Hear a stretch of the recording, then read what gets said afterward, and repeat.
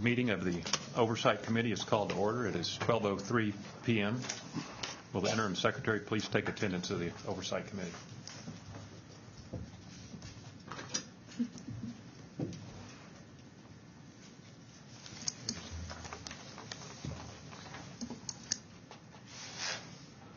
Angela, Gary, Here. Holmes, Here. Mitchell, Here. Montgomery, Here. Mulrow, Here. Rice, Here. Rosenfeld. Here. I'm Geisboyd, and I'm here. Mr. Chairman, we have a quorum. I notice Mr. Angelo is in the building and should be here shortly. Thank you, Mr. Secretary. I'd like to welcome our newest member, Will Montgomery. Mr. Montgomery was appointed by the Speaker of the House to the Secret Oversight Committee on Wednesday. Mr. Montgomery, I'll ask you if you'd please stand. I'll administer the oath of office to you. Please raise your right hand. And please repeat after me. I state your name. I, Will Montgomery, Do solemnly swear or affirm do solemnly swear or affirm that I will faithfully execute the duties that I will faithfully execute the duties of the office of Secret Oversight Committee, of the Office of Secret Oversight Committee, member of the State of Texas, member of the State of Texas, and will, to the best of my ability, and will, to the best of my ability, preserve, protect, and defend preserve, protect, and defend the Constitution and laws of the United States the Constitution and laws of the United States and this state. and this state. So help me God. So help me God. Congratulations. Thank you very much. Mr. Chairman, let the record show that Mr. Angelo is here. Welcome, Mr. Angeli. Congratulations, Mr. Montgomery, and welcome. Thank you. Members, the draft minutes from the November 1, 2013 Oversight Committee meeting are available in your agenda packet behind tab 1. Is there any discussion or are there any corrections you would like to discuss regarding the minutes as circulated? Hearing no questions, the Chair will entertain a motion to approve the minutes of the November 1, 2013 Oversight Committee meeting. So moved. Have a motion to have a second? Second. Have multiple seconds. All in favor of approving the minutes of the November 1, 2013 Oversight Committee, please vote aye. Aye. Any opposed? Motion carries. Section 5.2 of the Oversight Committee bylaws requires the committee to elect the chairperson and vice chairperson at the first meeting following the adoption of the bylaws. I'll open the floor for nominations for the slate for officers of the Secret Oversight Committee. Mr. Interim Chair, I'd actually like to handle all this in one motion if it is acceptable, and I would move that Bill Rice be the chair, that Pete Guerin be the vice chair, and Amy Mitchell would be the secretary. A motion has been made. Do we have a second? Second. A second by Mr. Angelu. All in favor? Aye. Any opposed? The motion is approved. I'd like to congratulate Dr. Rice as the chair, and I'll switch chairs with you. You can stay. Okay. I won't switch chairs with you, Mr. Chairman. I turn the imaginary gavel over to you.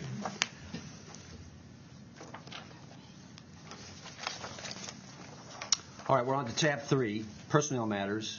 At our last meeting, the Oversight Committee directed Secret to post the CEO position internally for 10 days and for the Board Governance Subcommittee to review applications, interview qualified applicants, and make a recommendation to the Oversight Committee. The Board Governance Subcommittee has notified me that the subcommittee intends to address this issue in closed session. So the Oversight Committee will go into closed session at this time pursuant to the Texas Open Meetings Act, Section 551.074, to discuss personnel issues as listed on the posted agenda. The Oversight Committee members will move to the anteroom at this time to convene in closed session, and the time is 12:07.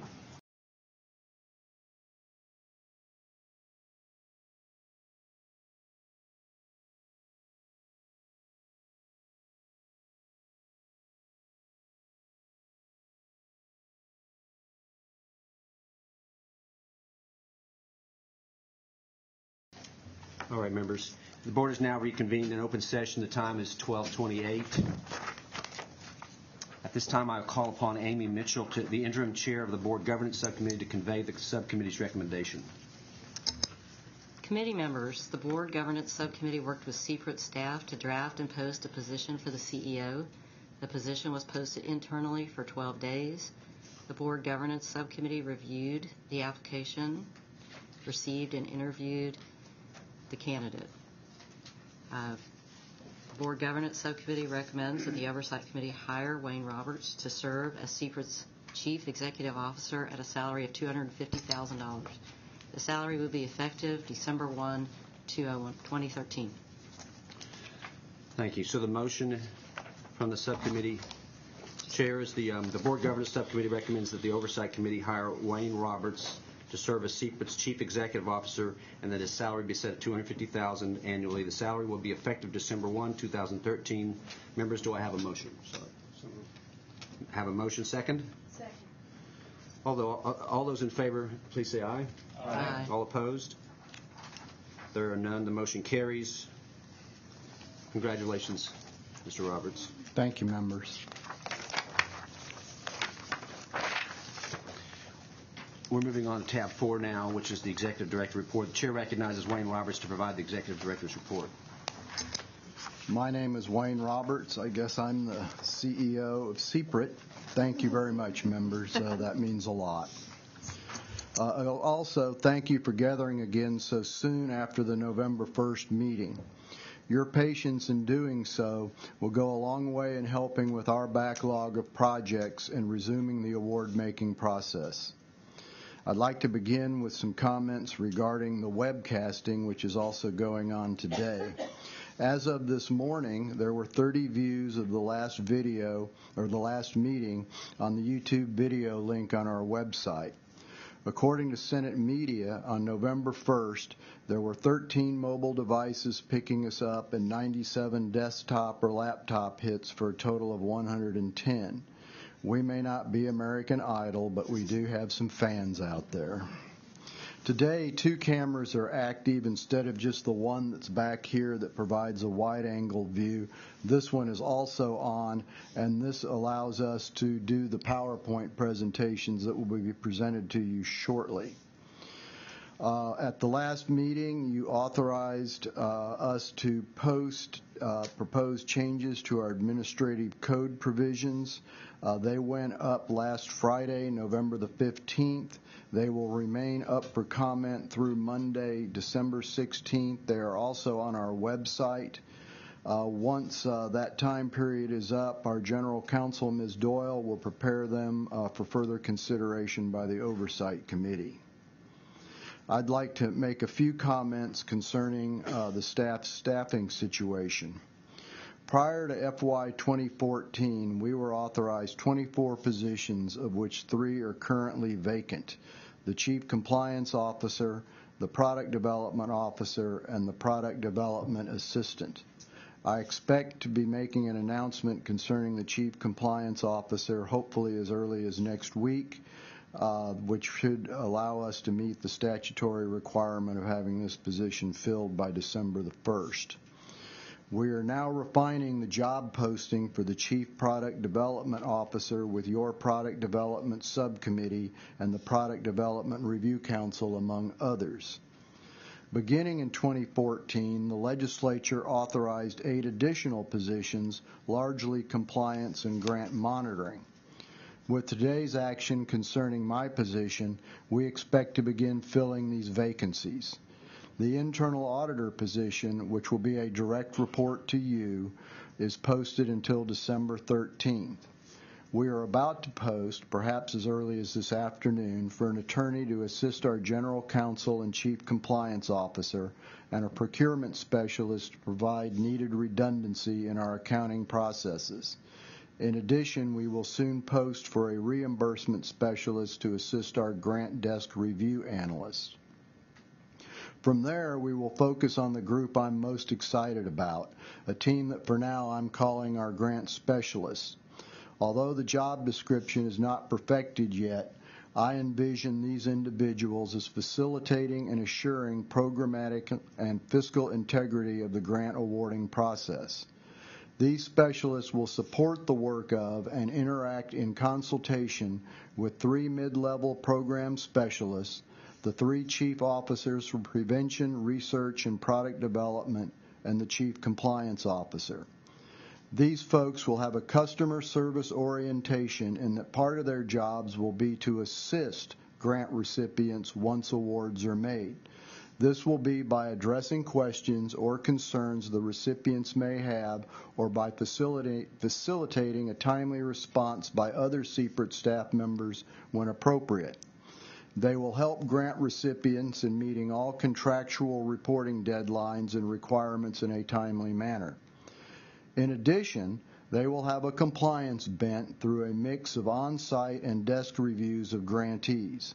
They will examine, investigate, and review records, reports, financial statements, information systems, and management practices to ensure adherence to state statutes and agency regulations. In this respect, they will conduct financial reviews and some limited programmatic review of grants.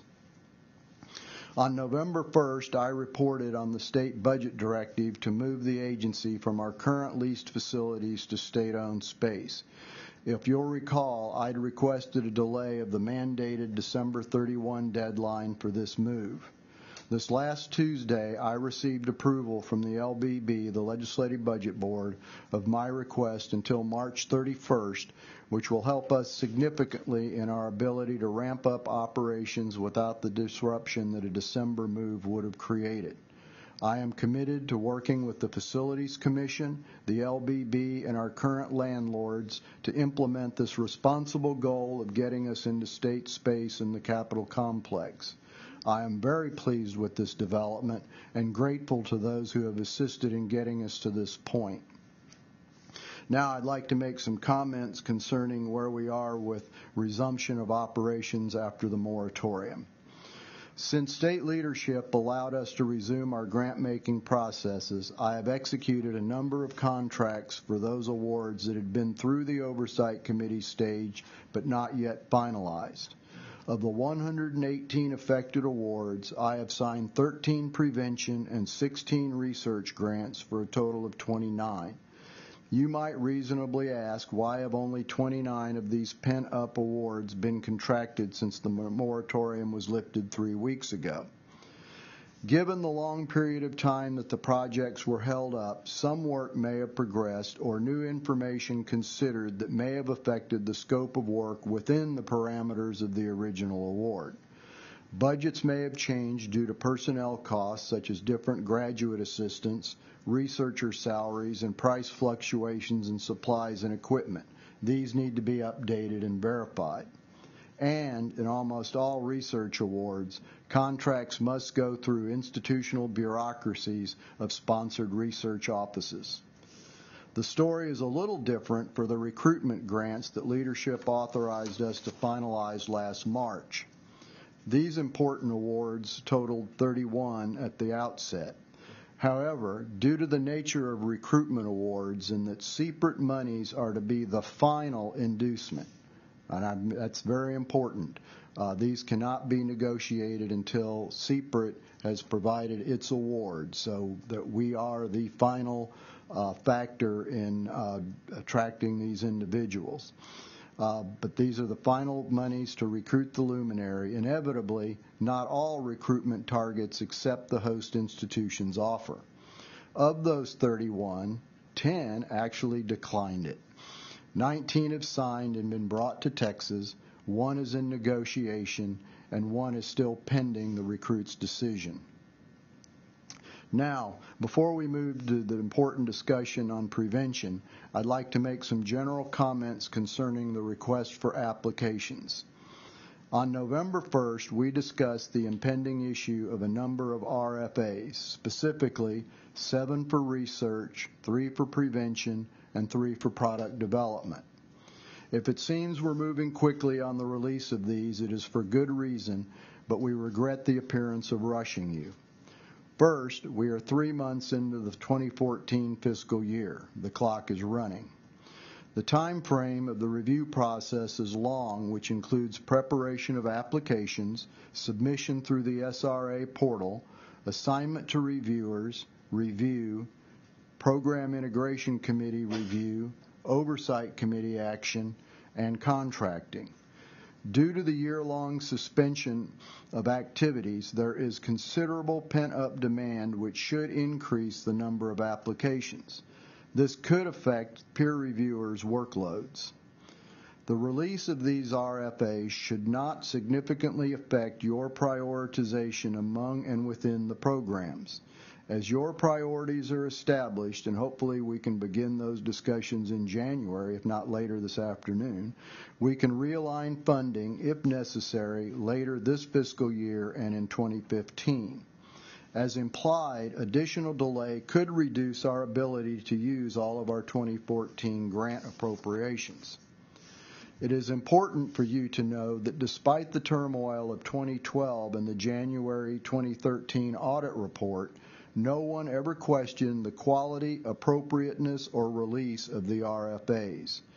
The RFAs are broad by intent to cast a wide net to solicit a range of applications. Based on some individual conversations that I've had with you and through intuition, I expect you will narrow future RFAs to specific areas of your interest. The release of these RFAs now will not prevent prioritization and winnowing down as we go forward. Furthermore, and I'd be surprised if you feel a need to exercise this option, but you are under no obligation to fund any of the awards if you are unsatisfied with the quality or nature of the responses. I'll stop here and see if you've got any questions at this point. If none, I'd like to, if it's all right with the committee, present my recommendations for prevention grant awards. I recommend the award of secret prevention grants to the applications on 2 grant slates, the Evidence-Based Cancer Prevention Services Grant Award slate and the Health Behavior Change Through Public Education Grant Award slate. We're going to need to do something about shortening those names. These slates reflect the recommendations provided to me by the Prevention Review Council. Mr. Chair, I would ask that you recognize Dr. Becky Garcia, CPRIT's Chief Prevention Officer, to explain CPRIT's prevention program and present the 2 prevention award slates. Then, Kristen Doyle, CPRIT's Acting Compliance Officer, will certify the slates before the Oversight Committee can take action on my recommendation. Thank you, Mr. Roberts. So the Chair recognizes Dr. Becky Garcia to provide the Prevention Officer report, introduce the Executive Director's Grant Award recommendations for Prevention Grant Awards. And I'll note for the committee members it's tab 5. Well, good afternoon. I'm going to present these recommendations on slides. You've got them in your book, but they're also on the screen, primarily for the audience in the back. So it's kind of high. It might be easier to look at your books as we go through this. But before I talk about the prevention program and the recommendations, I thought I'd go over just an overview of the peer review process. And I'm really going to focus on the process that was in place at the time that these applications that you're considering were reviewed. And after that, I'll provide an overview of the prevention program. I'll talk about the principles that have been in place over the last 3 years that have really guided the program. And I want to give you some of the outcomes that have resulted from our prevention program. And then I'll transition at the end to the presentation of the slates. So, let's get started. So I wanted to start by covering the fact that, Mr. Chairman, Yes, sir.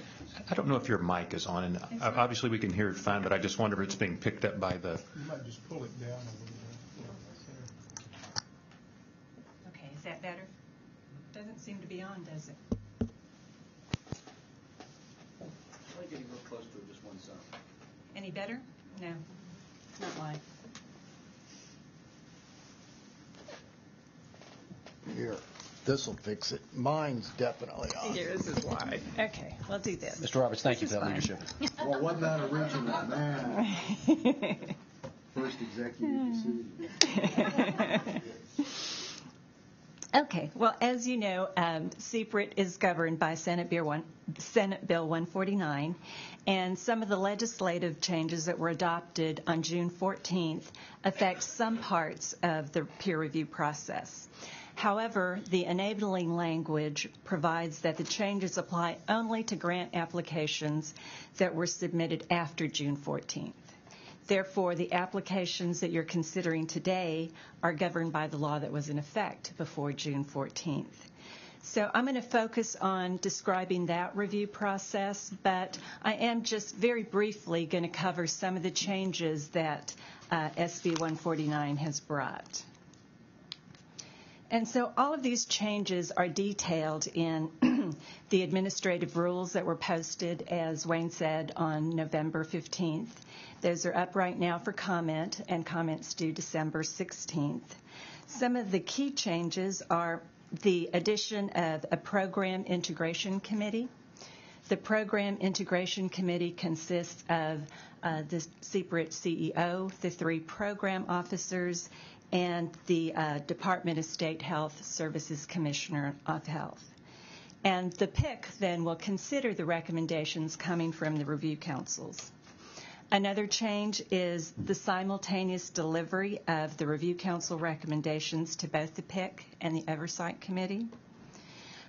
Written justification for any recommendation that may be changed as the application progresses through the process. A lot more documentation at every step. And the Oversight Committee approval of grant recommendations is a significant change. The Oversight Committee in the future will approve grant recommendations, unlike the process now, where the Oversight Committee can only reject the Executive Director's recommendations. And in January, when we present to you again, or at the next Oversight Committee meeting, we'll present in a lot more detail all of the new steps in the peer review process, so you clearly understand what has changed in the review process.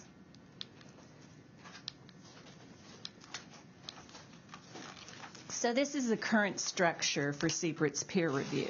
There are 3 main programs: research, product development, and prevention, and each program is led by a chief program officer who's a part of the executive team of CPRIT staff.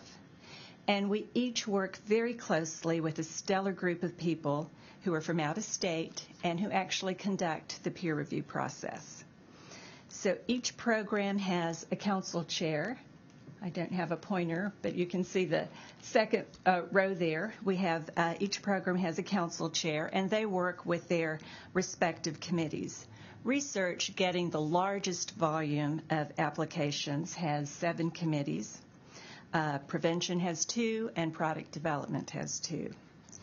And research, product development, and prevention have many review steps that are in common, but they also have steps that are unique to each program.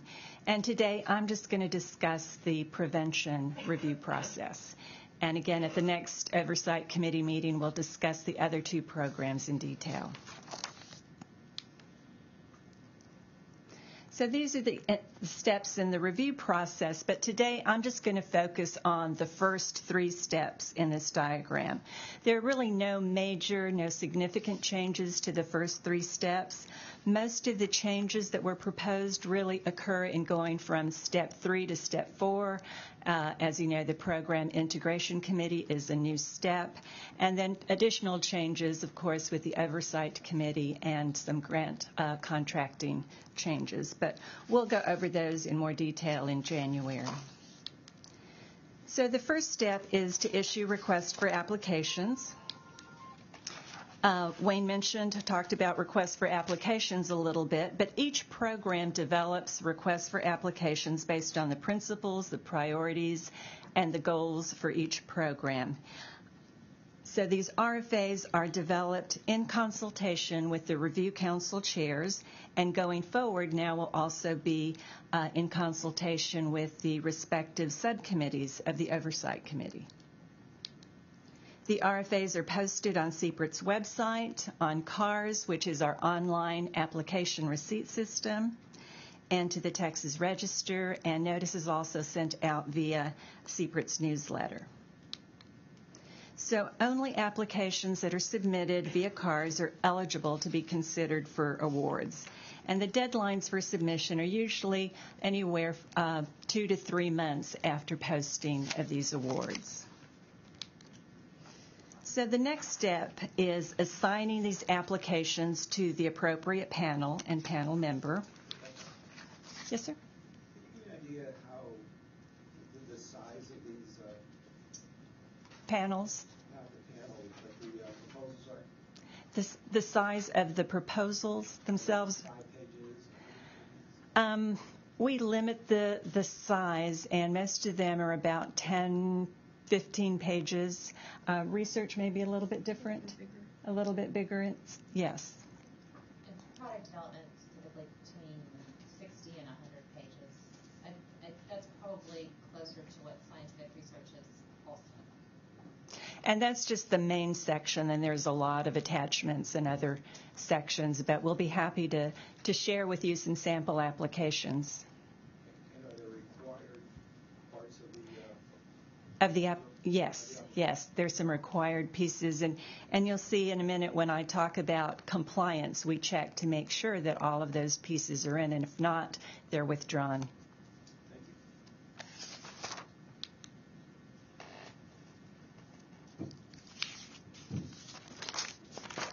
So applications that are submitted come in and are checked for compliance, as we just mentioned, for all the administrative requirements. So if they're missing some part of the application, they can be withdrawn administratively.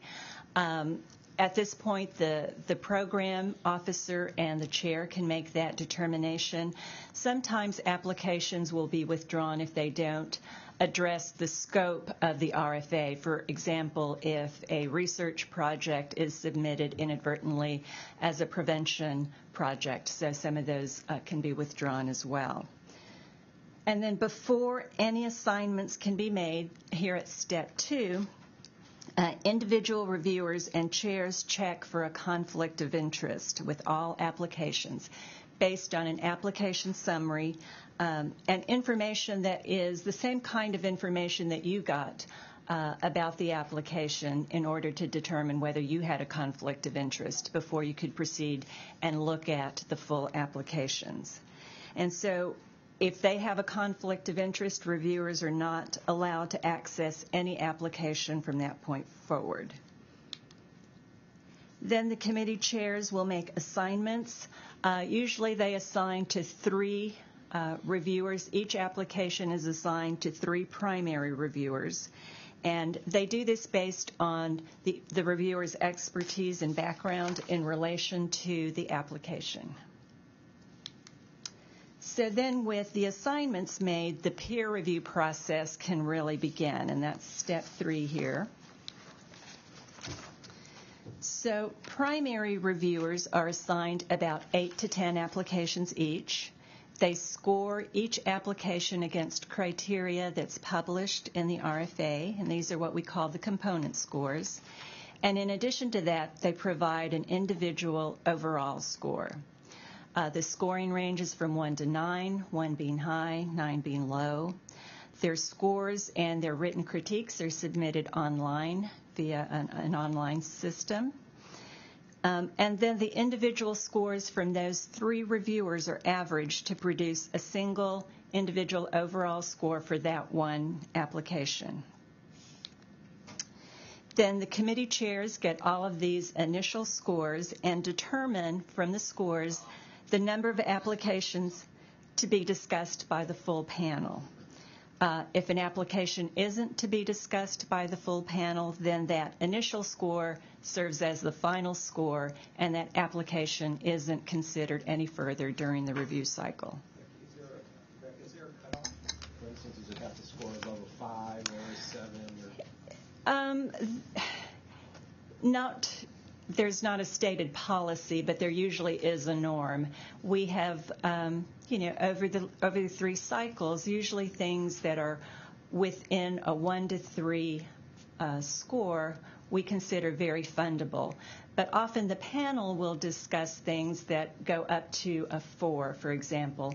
And they'll also look at things if there's a wide standard deviation.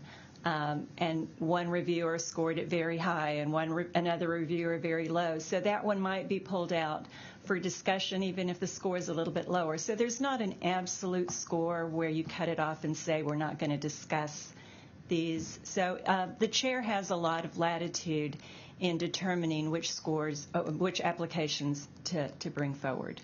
Members, let's remember to turn our mics on when we speak so that the audience that is not in the room can hear us. Thank you. Do the peer reviewers review the budgets? Yes, they do. It's that's one part of the application, and they spend a lot of time looking at the budgets. And they will make comment on the budget. They'll make recommendations on the budget. You'll see on the slate that I'm presenting today where they recommended combining effort on on 2 projects and reducing the budget. Becky, who develops the criteria by which the applications are judged? The criteria are listed in the request for applications. So it's part of the process of developing the request for applications.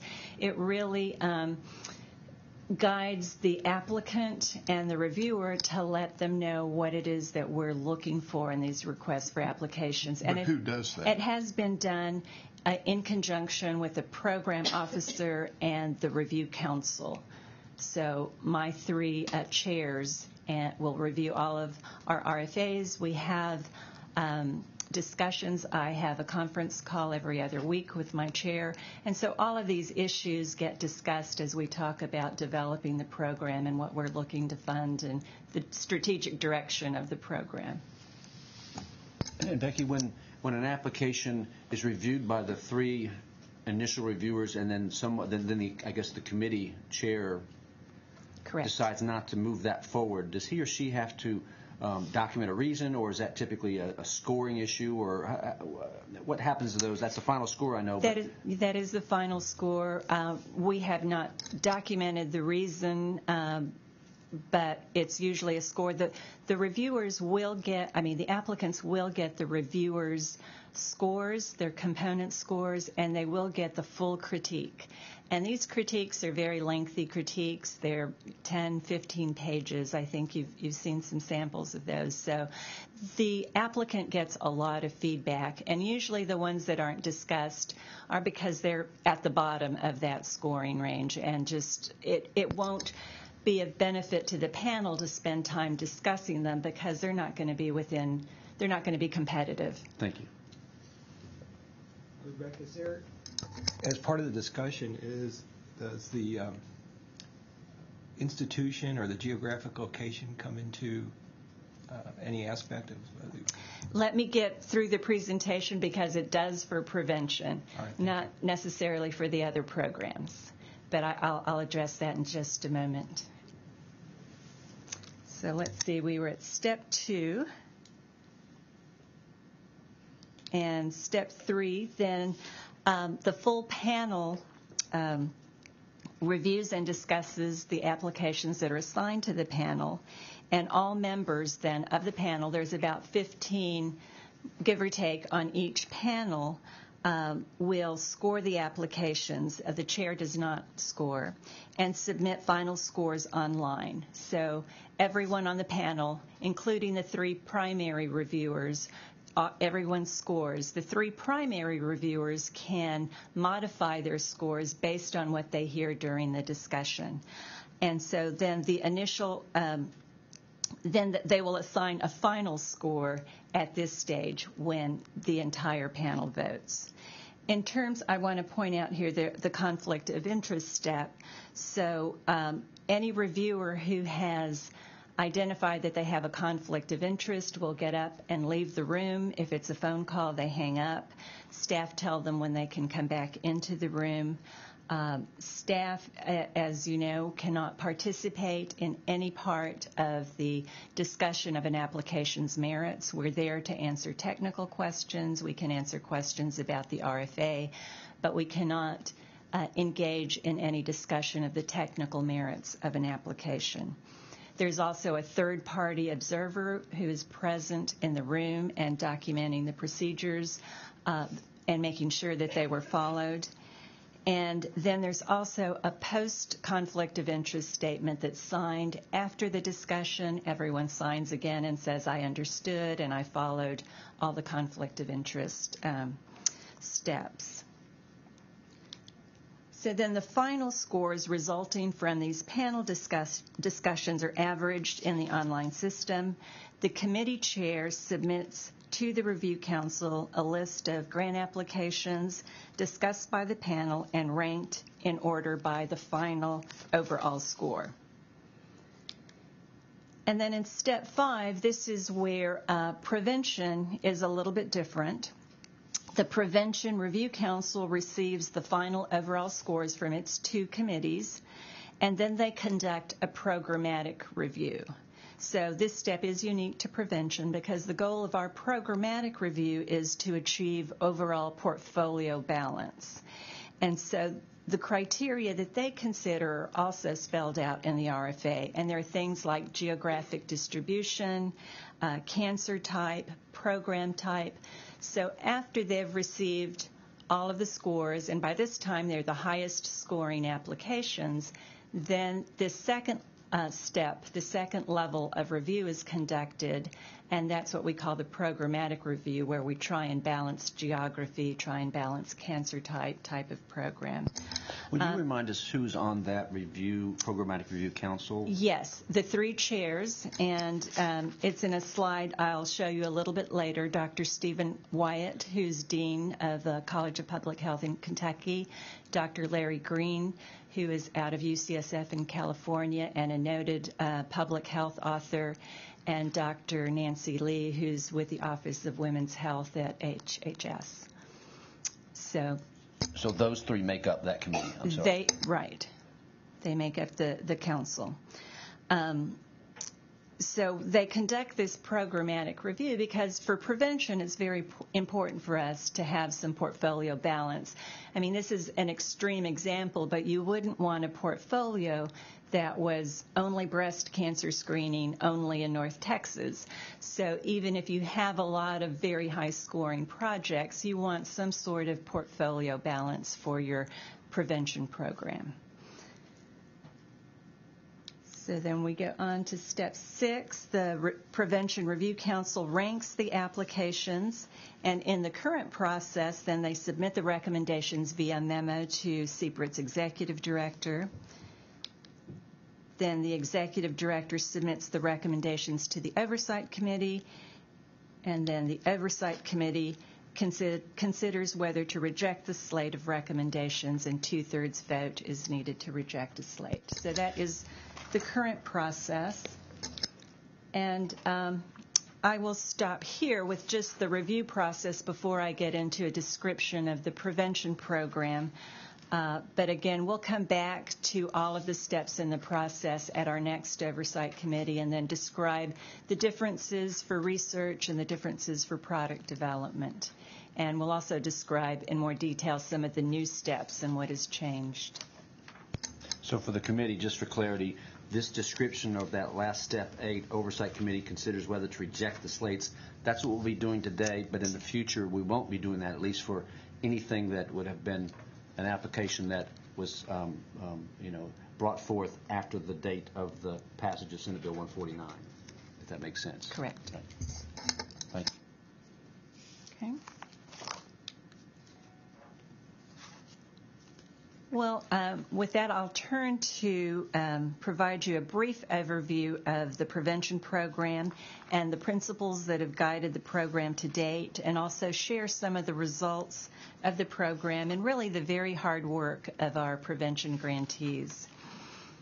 And then at the second part of this presentation, I will present the slates that are being recommended for funding.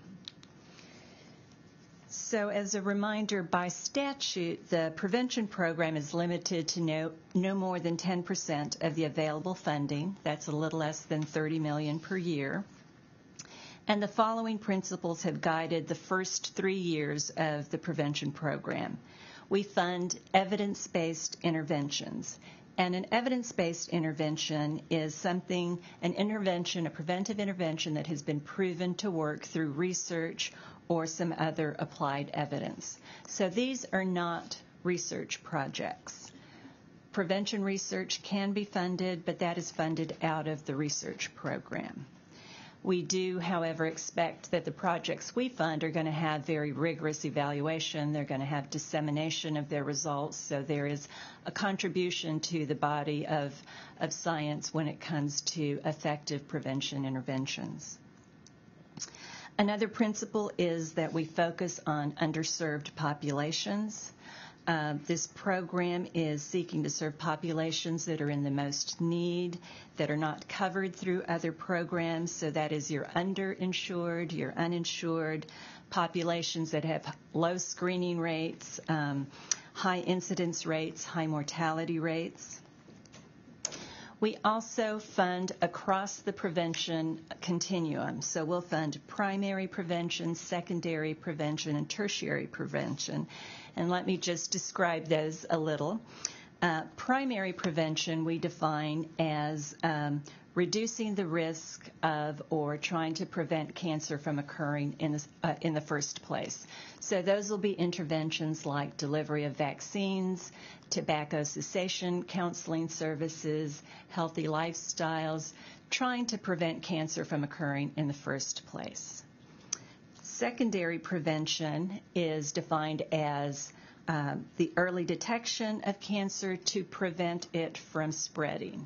So these are screening interventions, screening for breast, cervical, and colorectal cancer, because we have well-validated screening interventions for those cancers. And then tertiary prevention we define as reducing the risk of recurrence. So those are interventions such as our survivorship services that would provide physical rehabilitation, physical therapy, psychosocial interventions. So we're trying to reduce the risk of recurrence or improve quality of life. And we will support any cancer type that has an evidence-based prevention intervention. And unfortunately, not all cancers have a preventive intervention, and that's where we look to research to help us. Rebecca, a couple quick questions on your slide 2, the prevention program interview. For primary prevention, would HPV vaccination be included in that? Yes. Okay. And on evidence-based programs, as you probably know, evidence-based programs in oncology are an ever-changing thing, from PSA testing to mammograms, how you perform the mammograms, lung cancer testing, so on and so forth. How do you change based on a recommendation that maybe mammograms used to be recommended every 2 years and they're changed to a different frequency? In our RFAs, we specify that they should follow the published national guidelines. And the experts who are reviewing these applications are well-versed in the guidelines and are working in the field themselves. And so we know when, we might get an application that's recommending PSA screening. We know that is no longer recommended. So that application would receive a very good score. Thank you.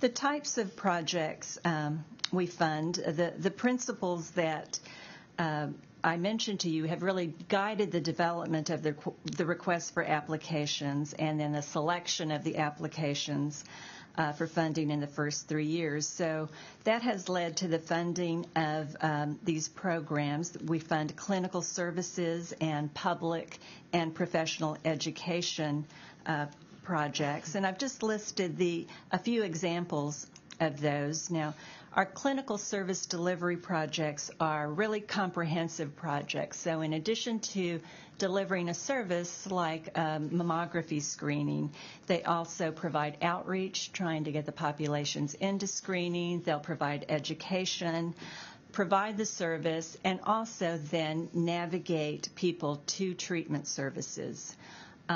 We do not fund treatment out of the prevention program, but our applicants have to demonstrate that they can help people find access to treatment if cancer is detected.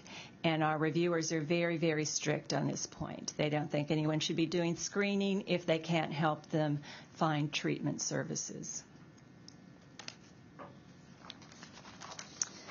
So in terms of outcomes of our program, over the past 3 years, over $82 million has been awarded to 92 projects that, as of August 2013, have served over 1.3 million Texans.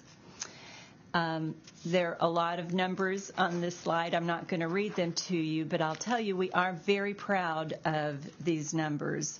I would point you to the numbers on the bottom of the slide. Because we're reaching with these prevention programs, we emphasize this in our RFAs, the very hard to reach populations. So these grantees that are reporting that the people they've screened, 46% of them have never been screened before.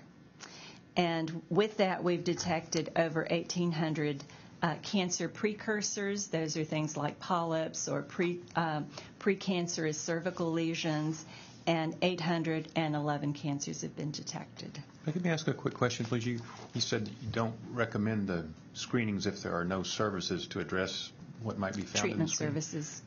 Could you talk about that a little more? Because it just occurs to me that you might have some remote area, or you might have a population that's currently underserved, and with the screenings, you could identify a problem that could lead to an effort to address the lack of treatment services. So I could see some benefit in doing some sort of screening that identified a problem in an area for which there currently is no treatment option, but perhaps there should be. So and just thinking about rural areas, perhaps. Right. Tell me how hard and fast that rule is and how many people that would... Well, we really want the applicant to demonstrate that they have people in place, that they have plans in place to help navigate people to a physician who will take their case. So they're really case managers. If someone comes in and is underinsured or uninsured and doesn't know how they're going to get treatment, the case manager will help them look at all the available resources, help them look at foundations, look at other funding sources, really try and help them find a way to take care of them. Because through screening, if you find something, the next step is to refer them to a physician, to an oncologist, to address that. So that's what we mean by accessing treatment services. Because I would expect there'd be, particularly in some of the rural areas, probably a dearth of treatment options, and yet they could have a lot of undetected medical conditions that you could end up building some treatment options if you were to determine that you did have these previously undetected medical conditions, and that they wouldn't be foreclosed from undertaking a screening in a part of the state that really offers no treatment options. You can be in the middle of nowhere in West Texas and really not have any kind of good treatment options. And I just worry that could bias some of the selection against some of these underserved rural areas. It's not geography based, though, right? No. And so you're really referring to the ability of the people doing the screening to network into wherever the treatment might be available. Exactly. So where would those people in West Texas go anyway for treatment, and helping them facilitate that treatment? And sometimes it's as simple as providing transportation costs for people who can't afford the transportation, but then also getting them in to see, getting clinicians to agree to take pro bono care, uncompensated care sometimes. So what, it just puts the burden on the person that's offering to do the screening with coming up with a... Right. And fortunately, with breast and cervical cancer, there is a federal program, the Treatment Act, Breast and Cervical Cancer Treatment Act, that provides dollars for that. Where we run into more problems is with colorectal cancer, because we don't have a similar federal program that helps support treatment for colorectal cancer. So we find it's a little harder to get applications in for colorectal cancer because of those barriers. And we've had a couple of work group discussions to see what we can do to help overcome some of those barriers to treatment for colorectal cancer. It just occurs to me that part of one of the characteristics of being underserved is in some cases there just are no good treatment options, and wouldn't want to foreclose learning about the problems because there currently are no treatment options. Right. Okay, thank you.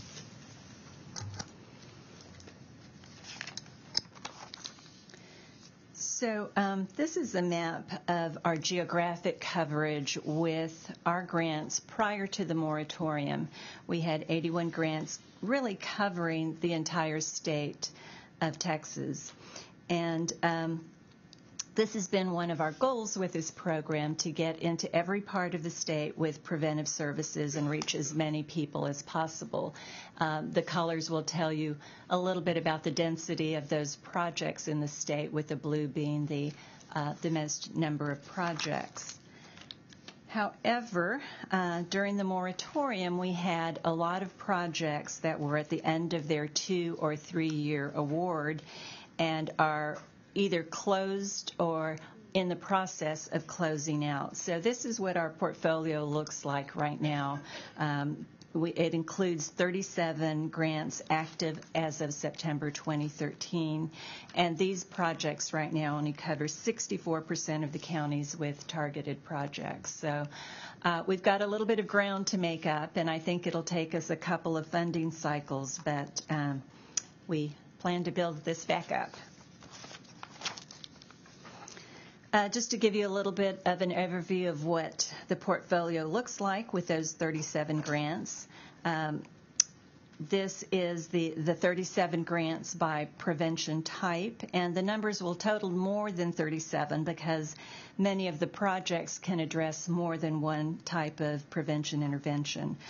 There's 29 projects providing secondary prevention or screening services, 11 providing primary prevention programs or services, and 4 providing tertiary or survivorship programs.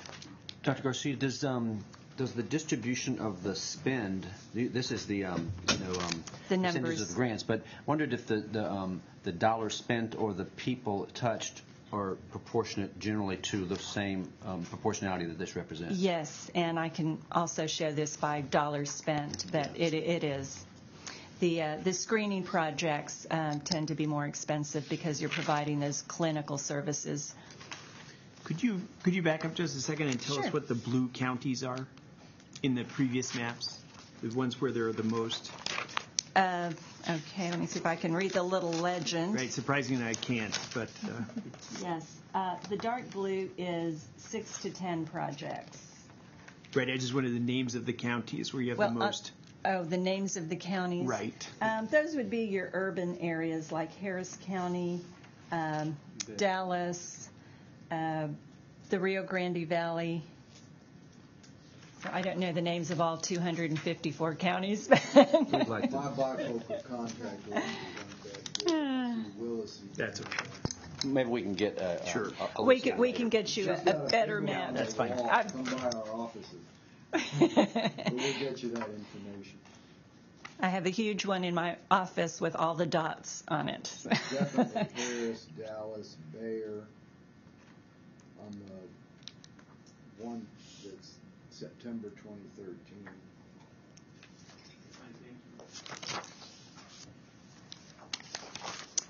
So organization type, let's see.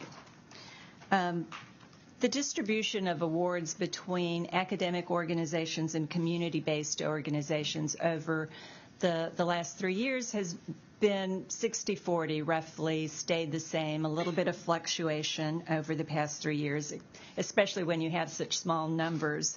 But in our RFAs, we strongly encourage collaborations between the academic institutions and community-based organizations. And the academic institutions know that to get out into the community and reach the populations that they want to reach, they have to partner with community-based organizations. And you'll see that in the slates that we're presenting, that even though the award is going to an academic institution, they have a lot of community-based partners working with them on those projects, each one of them bringing different expertise to the program to make it successful. By cancer type, this is a breakdown of the 37 projects by the sites they address, and again, projects can focus on more than one cancer type. So that's really, sorry? Sure. I noticed that the first three are anatomic locations: breast, cervix, and colorectal. Right, and then the last and the third one is tobacco. Right. Could you, well, does tobacco mean lung cancer? Well, as you know, tobacco has an impact on a lot of cancers within the body. It can be throat, esophageal, tongue. So rather than list them all out, we just sort of lump them as tobacco-related cancers. And also, it seems perhaps prostate is missing from that list? Yes, and I can say we have not funded any prostate-specific preventive interventions because of the recommendation not to screen via PSA. We have included it in terms of general cancer education when there is, general programs for education and awareness about cancer. As you know, the recommendations are that a patient and the clinician should be well versed on the pros and cons of PSA testing, and that's what the education might focus on, but not the screening per se. Thank you. I have a question. Yes. I've heard through the years that there are certain geographic areas that have higher incidence of cancer than others, and people try to decide, well, is it because of the radon in the water, or, is there any attempt to target specific geographic areas other than those that are simultaneously targeted because they're underserved or because of poverty or things like that? Or there's some hot spots in Texas that you'd like to get more preventive work into, and have they been identified? Yes, and we will identify what we call areas of interest in our RFAs. So in addition to these very broad RFAs, we look at the data that comes from our Texas Cancer Registry. We look at data coming from other national sources, and we'll specify in our RFA specific areas of interest. For example, when you look at colorectal cancer and you look at the maps, you can see that North and East Texas have higher incidence and mortality rates for colorectal cancer. So in our RFAs, we will say, this is an area of interest for us. We're not limiting to funding that exclusively, but we are pointing out that these are areas of interest. Cervical cancer, border counties have a higher incidence and mortality rate, and so we will highlight those. We look at the data every year and see if we need to adjust those areas of interest. Thank you. Becky, I wonder if background for the board would be good to have some kind of a concise report that would help us know what we know about that. I'm not sure that where we'd find that easily, but that might be something that would be interesting Absolutely. to the board, in a PowerPoint kind of thing that you could distribute at some time. Be happy to do that. Thank you. So if you're ready, I'll transition to the process leading up to the recommendations of the slates that you're going to be considering. So we issued these 3 requests for applications in fiscal year 13. They're very representative of the RFAs we've released over the last 3 years. We make some adjustments to them every cycle, and sometimes we have different areas of emphasis. So our largest award mechanism, is Evidence-Based Cancer Prevention Services. That award is up to $3 million in direct costs for up to 36 months. So here, someone applying could propose the delivery of vaccines to reduce the risk of cancer, tobacco cessation interventions, screening and early detection for breast, cervical, and colorectal cancers. Our other RFA is health behavior change through public education. So this one stops short of delivery of clinical service, but really focuses on health promotion, education, and outreach, and with an emphasis on not just educating people, but following them up to see what actions they took after the education. So if your education was around breast cancer awareness, did that person go get their screening after the educational intervention? And we require them to do that kind of follow-up so we know the impact of their education. Then the third RFA that we released was a Cancer Prevention Micro Grant. It is a smaller award for up to 24 months, and it focused on trying to encourage systems change, systems improvement, so trying to improve maybe access to screening. Is there something about your healthcare system for efficiency or just operations that you can do to improve? We had 4 applications come in under this mechanism, and a very small number, and the Review Council is not recommending any of those 4 for funding in the slate. So we're only going to be recommending applications in the first 2 slates. Again, they just did not think they were meritorious enough to present or to recommend for funding. The RFAs were released in May of 2012. Peer review took place from September through December. The moratorium took place December 18th, and we had just wrapped up the final step of our peer review process on December 17th. And then we got the letter on December 18th that the moratorium was in effect. And so those did not proceed, of course, after that point. But then in anticipation of the moratorium being lifted in September, we asked the applicants to review their timelines, review their goals and objectives, and to see if any of those needed to be updated. Of course, since so much time has passed, a lot of them updated their timelines. Some of them didn't have to because they were pretty generic timelines. They said year 1, month 1, but some had put in very specific dates, and those had to be updated. Those came back in. The Review Council chairs looked at those and did not change their recommendations. So if approved, the contract start date for these applications would be December 1st.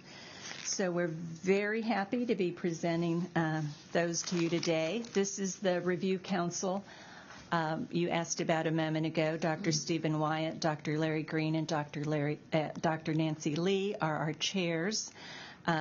The review committees came from 40 approved reviewers, but we only used 22 of them in the 2 panels. And you have all of those bios in your book. So we started the process with 44 applications that were submitted in response to the RFAs. The deadline for submission was August 28th. 2 applications were administratively withdrawn. They were not complete. There were some components missing. 42 then underwent peer review and were scored. Of those, 22 were discussed by the full panel, and then 10 are being recommended today. So this is the first slate, the evidence-based preventive services slate. There are 8 projects in this slate. And you have seen a lot of detailed information on these. I think you got those huge binders. And so I'm not going to spend a lot of time describing these to you, but I'll just give you a very high-level overview of what's here. There are 5 screening projects. I have 5 on this slide and 3 on the next. And the 5 screening projects are for breast and cervical cancer, and they are comprehensive, so they include outreach and education and navigation. I'll just mention the first 2 from Texas Tech El Paso. They proposed 2 separate projects, one for breast screening and the other for cervical cancer. And the review committees were very impressed with both of them, very well received. But they saw that there was a lot of overlap in staff effort, and so they recommended really reducing the budgets for both of those and combining the staff effort and having a breast and cervical cancer program. So that's some of the work that the committees do when they look at these budgets and look at the projects. The A&M project for breast and cervical screening will cover primarily rural areas that have not been well covered even prior to the moratorium by our other projects. The UNT Health Science Center project targets a very hard-to-reach population.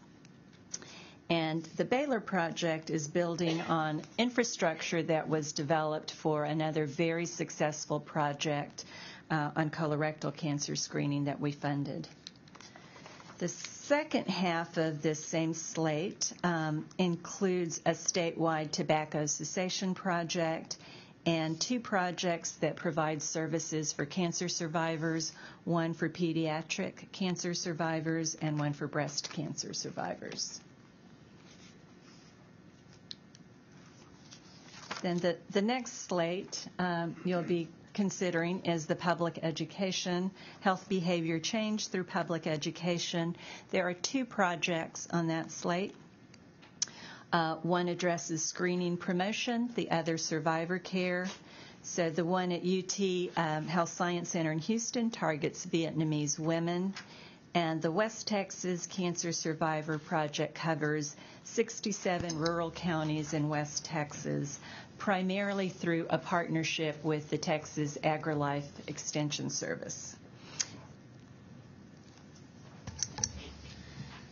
The Vietnamese nail salon workers, is that just a difficult segment of the population to access, and so you've targeted? How did that come about? How did that come about? Well, as you know, when you're providing education for specific, very targeted populations, you need to tailor the education for them culturally, through language. And so this is an attempt, it's an education project to target that population specifically with education that is tailored for them. And it is a large population in the Harris County area. And while they will be the focus of the program, you've mentioned that the education grants are often accompanied by a responsibility to measure their effect. Correct. Would this kind of thing end up potentially being published or being amplified in some way so that others would benefit from the work? We do strongly expect and encourage our grantees to publish their work, to disseminate their work, to present it. So yes, we really look for those outcomes and the dissemination plans in the applications.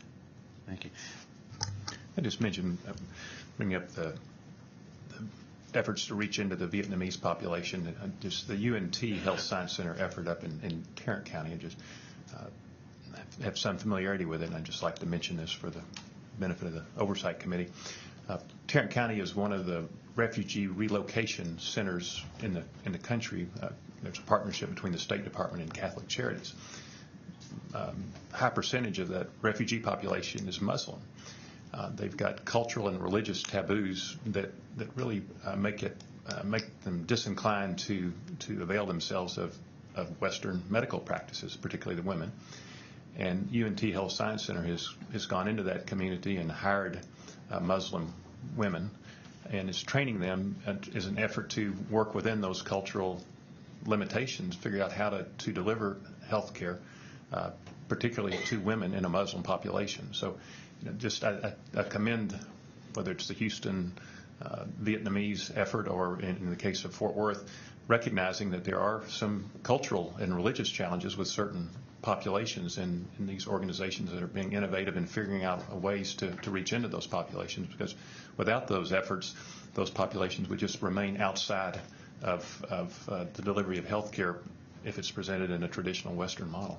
And our reviewers were very impressed with the UNT project for refugee women, and it was actually our highest rated grant out of this whole slate. Mm-hmm. And they thought it was very innovative and very much needed. The reviewers thought very highly of it. Okay. Thanks. Members, any other board discussion or questions of Dr. Garcia? I'd like to just make one other quick point. When you look at our map, 44 out of 244 counties have 2 or more projects. The other 210 have 1 or less. And I think that's very understandable. The rural areas are hard to reach, hard to serve, don't have many treatment options. But I'd like us to be mindful of the challenges of reaching into those rural areas. And as we go forward, recognize that probably without some sort of extraordinary effort, there's going to be some counties, even though percentage-wise it's not a whole lot of folks, but it's in a small percentage of 25 million people, is still a lot of people.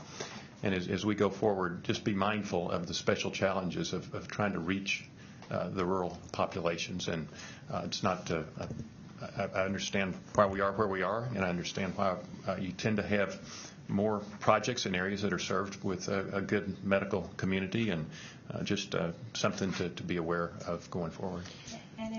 And it is something that we emphasize in our requests for applications, that we're really we want the applicants to look at where the distribution of our projects is now, and that letting them know they're going to be more competitive if they're going to cover areas of the state that are not well covered.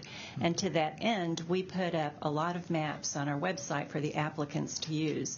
So we'll show them, here's where all of our breast cancer projects are, here's where all of our colorectal projects are. And so if you are proposing something, your chances would be better if you're proposing a project in an area that is not already well served. And that's why we have that level of programmatic review, to be able to make some of those decisions. Of course, given that you only have really highly rated projects, we're not going to pull a project that that hasn't scored well and fund that just because of geography. But geography in Texas is an issue you can't ignore, and I think we need to be mindful of that going forward. Thanks. I would just like to add that early on in my tenure here, Dr. Garcia came into me lamenting what she saw as the effects of the moratorium on the prevention program. And I think the difference between these two charts on slide 5 and slide 6 are very good indicators of the downside to the moratorium. There were good sides to the moratorium, but we do have a goal. Dr. Garcia was extremely proud of previously having the state so well covered, and we're very sensitive. We need to cover the state. Any other comments, questions, thoughts? So at this time, the chair recognizes Kristen Doyle, Acting Compliance Officer, to provide the compliance certification for the award slates.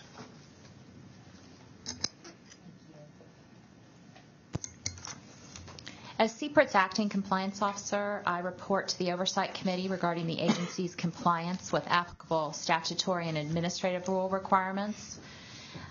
I have reviewed the compliance pedigrees for the grant applications that have been submitted to CPRIT for the cancer prevention grant awards that were originally intended to be made in the first prevention grant cycle of fiscal year 2013. I've conferred with CPRIT and CPRIT's third-party grant administrators. I've studied the supporting grant review documentation, and I am satisfied that the application review process that resulted in the 2 cancer prevention grant award slates that are recommended by the executive director the Evidence-Based Cancer Prevention Services grant slate, and the Health Behavior Change through Public Education grant slate. Both of these slates have followed the applicable laws and agency administrative rules, so I certify these award slates for the Oversight Committee's consideration. I will also bring to your attention, I sent out a memo to the Oversight Committee yesterday. That memo will be included in the public documentation of the board packet. So it will be a historical document that will show how we have documented and certified the compliance for this round of awards. I'm happy to walk you through the steps and the information that we looked at. Becky covered quite a bit of it when she was doing her grant process report, but this was included in the memo that I sent out to you. A couple things that I do want to bring your attention to. Well, first of all, you have probably seen our rainbow document. This is the compliance pedigree. You should see going forward for every grant recommendation that's made, and that means every grant application has a compliance pedigree. This compliance pedigree tracks the process that these applications are reviewed under. As we transition to the new process that's governed by the changes made by Senate Bill 149 and the administrative rule changes, you'll start to see the categories evolve. But this documents all of the various steps from the RFA posting and submission, when applications do not submit by the deadline, they may appeal to CPRIT for additional time. Typically it's that they've had a technical problem in terms of uploading their document to the electronic portal. And so in this case, like Dr. Garcia referred to, there were a couple applications. I believe there were 3 applications that had difficulty uploading their documentation by the deadline. They had been working with the help desk at our grants administrator. They appealed for additional time. The CPRIT application receipt system, we call it CARS, was opened then the next day for them to submit their applications. And that's actually an important part of the electronic process, is that once the deadline passes, no one can submit applications to that. So it's a good check for you that we're following our processes. In terms of the receipt, referral, and assignment section, Dr. Garcia talked about the various times that we checked conflict of interest. We check that initially before the applications are assigned to the reviewers. They receive the information much like you received, where it is a short, non-confidential summary of the projects, and then a list of the people involved with the project and their collaborators. Under our new rules and new statutory provisions, that will be even more robust for all of the programs. But that's the first screen. People can look at that and identify the conflicts of interest. If they do, it's entered into the system, and then those reviewers are screened from getting any of that information. Once it moves to a discussion part of the process, if a reviewer has a conflict with the application, it's noted, they sign out, they leave the room, or if it's a conference call, then they sign off the conference call. There is a person there that has the sign-in and sign-out sheet. And then, as Dr. Garcia talked about, we also use an independent third-party observer that's in the peer review meetings or on the phone if they're conference calls, that confirms that our conflict of interest policies are followed. So they're checking the documentation also.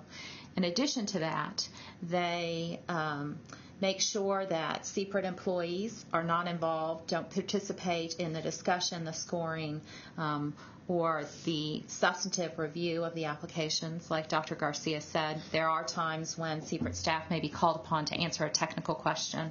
But that's the Grant Thornton peer review observation report that you've all received. For both of these, they were pretty standard, normal. We did have observer reports in the past, I think on our December slate, where there were issues that were raised that had to be addressed by the Oversight Committee in terms of how to proceed forward. There was an issue where a CPRIT staff member had offered something, and it was difficult for the independent observer to tell whether the statement was more than technical and whether it impacted the decision making at all. And so and that was reported to the Oversight Committee, and the Oversight Committee had to address that as part of the award slate. So you'll see things like this. I will also note that the Oversight Committee has been provided with the conflict of interest policy statements. Those are virtually the same statements that are provided to our reviewers also, and to CPRIT employees, anyone that's involved at all with touching grant applications, including once grant applications are recommended for an award.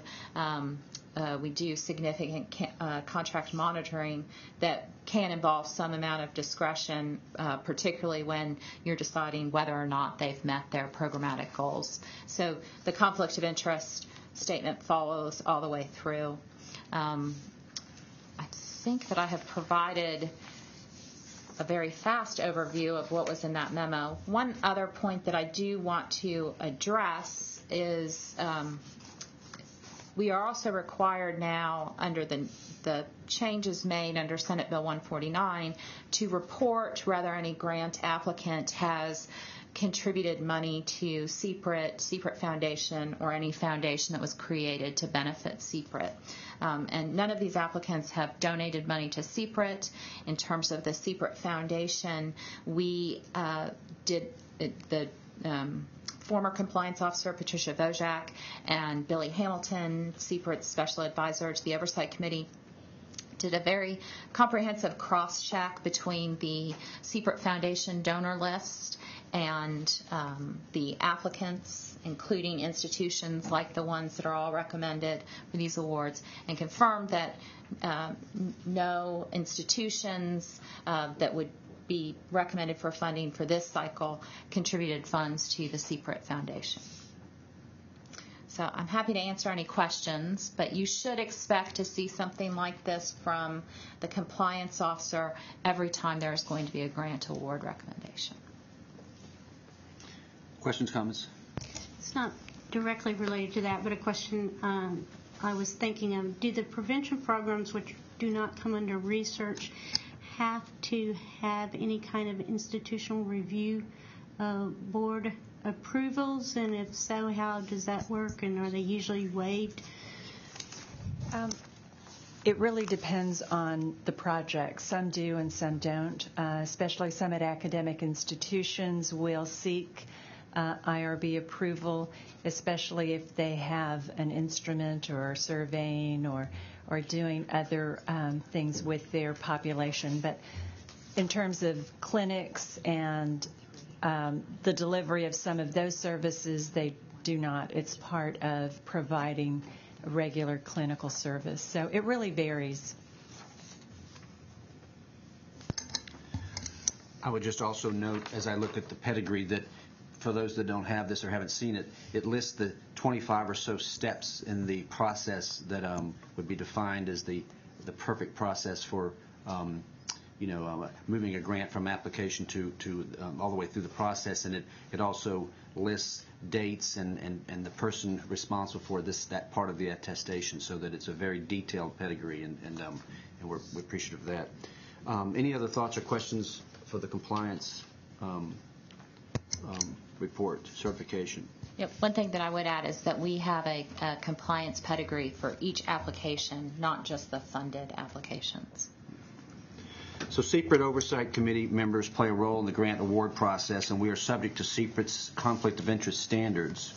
So I'll note that for the record that Oversight Committee member Amy Mitchell is requested to be recused from taking action on any of the prevention award slates that will be announced today. And it's my understanding that Mr. Montgomery will abstain from action on the prevention slate awards as well.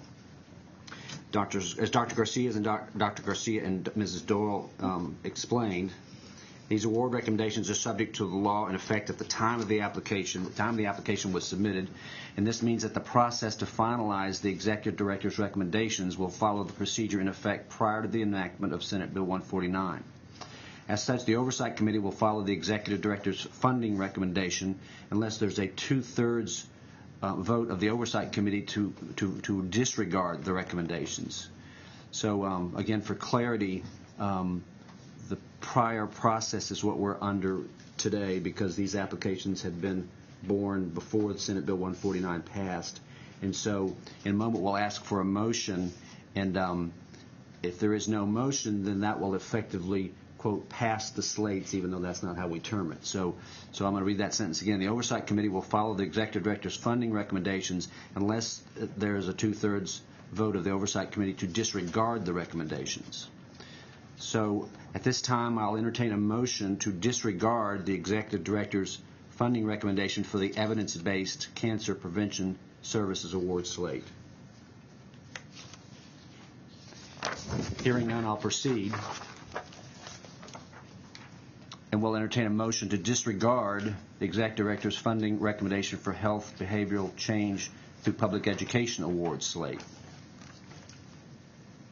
Hearing no motion to disregard either slate, is there a motion to delegate contract negotiation authority to the Executive Director and the General Counsel to authorize the Executive Director to sign and to authorize the Executive Director to sign the contracts on the behalf of the Institute? I'm looking for that motion. Is there a second? Second. Thank you. All in favor, please signify by saying aye. Aye. Motion carries. Thank you. Thank you. Mr. Chairman, if I could make a comment. As a member of the Prevention Committee, I would just like the record to reflect that even though under the old guidelines we only would be voting if we were disapproving, that Dr. Garcia worked with the Prevention Committee as well as the full Oversight Committee, and we've worked through each of these prevention grants and very strongly supportive of each one of them, and commend the staff and all those who worked to put it together. Under the old process, we don't have the opportunity to really endorse them, but I think it's important for the public to know and the staff to know as well that the Prevention Committee, at least, and I believe speak for the whole board, felt very good about the slate of grants and excited about the impact they're going to have around the state of Texas. Thank you. Thank you for those words, Mr. Guerin. Let me just also clarify for the record that whenever I say Executive Director, I mean Chief Executive Officer. And I'll proceed from there. So we're on to tab 6, item 8, the Chief Scientific Officer report. So at this time, we'd like to recognize Dr. Margaret Kripke to provide the Chief Scientific Officer's report. Thank you. Good afternoon. I'll be very brief. I just have 3 items that I wanted to bring to your attention. The first one is that I'm very happy to report that since your last meeting, we have recruited our 7th and final chair of the scientific review panel. Later on in this meeting, you will be asked to vote to approve the appointment of Dr. Thomas Sellers as head of the Prevention Scientific Review Panel. Dr. Sellers is the Center Director for the H. Lee Moffitt Cancer Center in Tampa, Florida, and Director of the Research Institute. He is a very distinguished epidemiologist. He has degrees in public health and a PhD in epidemiology, and he is trained as a molecular epidemiologist, which I think is very important for this particular role. He has served on a number of advisory committees around the country. He is a member of the board of directors for the American Association for Cancer Research, which is the largest and most distinguished cancer research organization in the world, I would say. So we are very delighted that he has agreed to serve, and you will again be asked to vote on that in a few minutes. Any questions, comments? Hearing none. The second item I would like to mention is just that we did have a subcommittee meeting of the research subcommittee on November 14th. We went over some of the materials that are in the research portfolio, and we talked a little bit about the peer review process. We did not really discuss future directions for the research program, and I think that discussion will be deferred until the next subcommittee meeting, hopefully, which will occur before your next meeting of the full board. We also talked about the RFAs that we would like to release very soon, and about the scoring system, how those RFAs are scored. And most of these things you will hear about also at the next Oversight Committee meeting. We'll make a presentation similar to Dr. Garcia's about what is in the research portfolio and how that is handled. The final thing that we talked about is the item in your book under tab 6, which is restarting the CPRIT research grants process. Mr. Roberts already talked about executing the contracts for the grants that were affected by the moratorium, and we now want to move forward with the peer review of 5 recruitment grant applications that have been pending for a year. And those are to be reviewed by the Scientific Review Council. And those recommendations from the council, if any of those are recommended for funding, those will come back to the full Oversight Committee for their approval.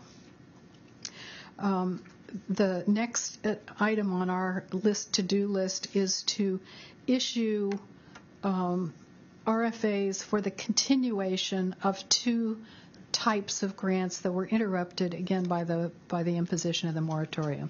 This is a very unusual case. Hopefully it will never happen again.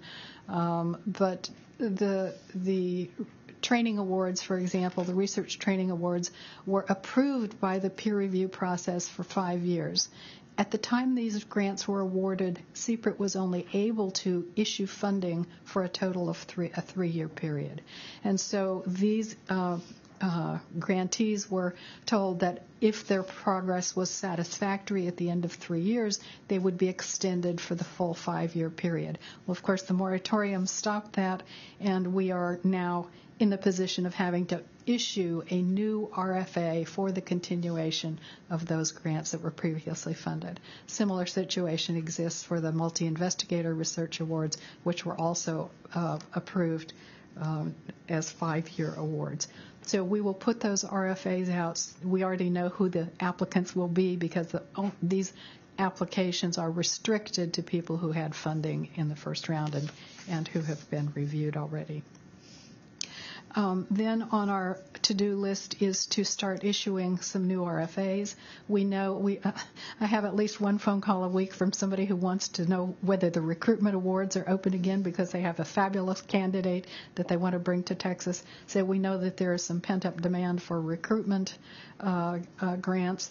We also would like to put out 2 of our other types of awards. One is the Individual Investigator Award, which is our certainly most popular award, and we expect again that there will be pent-up demand for those awards as well. I think the first time these were offered by CPRIT, there were about 700 grant applications that were actually brought in. So I think we may have certainly we'll have in the numbers of hundreds of those applications. And big notebooks. Yes, right. And then we also have an award called the High Impact, High Risk Award, which is a very small grant. It's an idea grant to try to stimulate people to think about new things that might be done for which they don't have a lot of background information. And so those are short applications, and we limit the number of those that can be submitted by any institution, because otherwise I think we would be totally overwhelmed because they're short applications are relatively easy to put together. And of course people think they have lots of ideas. So anyway, those are the 2 types of new RFAs that we would like to put out right away. I think our subcommittee talked about those. They've seen them. We sent the whole packet of them to you for your bedtime reading a week or so ago, and so we are prepared to move forward with those. I should echo something that Mr. Roberts said earlier and Dr. Garcia said earlier, that as the time goes on, we will have discussions with the subcommittee and probably entire Oversight Committee in terms of establishing programmatic priorities going forward. So this gets us started so that we can get grants out on the street and people can resume funding of previous activities. But I expect going forward that the research subcommittee will work closely with us in terms of developing some programmatic priorities, and we will probably talk to you more about that at the January meeting. Any questions? Thank you, Dr. Kripke. Any questions? Thank you. And I'll just make a comment. The programmatic balance and sort of strategic direction does need to be discussed amongst this group. And if we don't do that formally today, we're going to ask the chief executive officer to figure out and help us define how we can have some of that conversation. And it may just be part of the open session next time or whatever. But I think there's a significant conversation that needs to happen. Absolutely. And we'll just mention that now. So at this time, we're going to go to tab 7 and recognize Kristen Doyle for the Product Development Officer's report from the interim Product Development Officer. I'm interim and acting in so many ways. So my report is going to mirror Dr. Kripke's very closely. The Product Development Subcommittee met on Monday, November 18th. We discussed the review process for product development applications, a portfolio of the award right now, and the RFAs that have been issued in the past, and we intend to, like Dr. Kripke and Dr. Garcia, in terms of the product development program, hope to get out requests for applications as soon as possible so that we can begin addressing the pent-up need the way that the RFAs for product development have always been structured has been fairly broad in terms of getting in applications, and then the Oversight Committee can always look at those and screen in terms of where they want to go with their program priorities. In terms of restarting the process, the product development group, like scientific research and prevention, had applications that were frozen in the process when the moratorium was initiated. We had 4 applications that had made it all the way through the review process, past the due diligence step, and were ready for a meeting of the Review Council to make a recommendation. It's the Review Council's recommendation that goes to the Executive Director and then is presented to the Oversight Committee. Those 4 applications have been frozen since that time. We had 3 applications that had made it through and had just emerged from the in-person presentation round. The next step after that was due diligence. They go through a business operations due diligence as well as an IP, intellectual property review. So they were recommended, these 3 applications were recommended to proceed toward due diligence on December 17th. On December 18th, the moratorium was initiated, and so they are frozen in the process also. What we have done on the product development side has reached back out to those 7 applications, asked them to update us in terms of the progress that they have made. These are all active companies, so we would expect that over the past year they have made some progress that may impact the scope of work and the budget that they are proposing.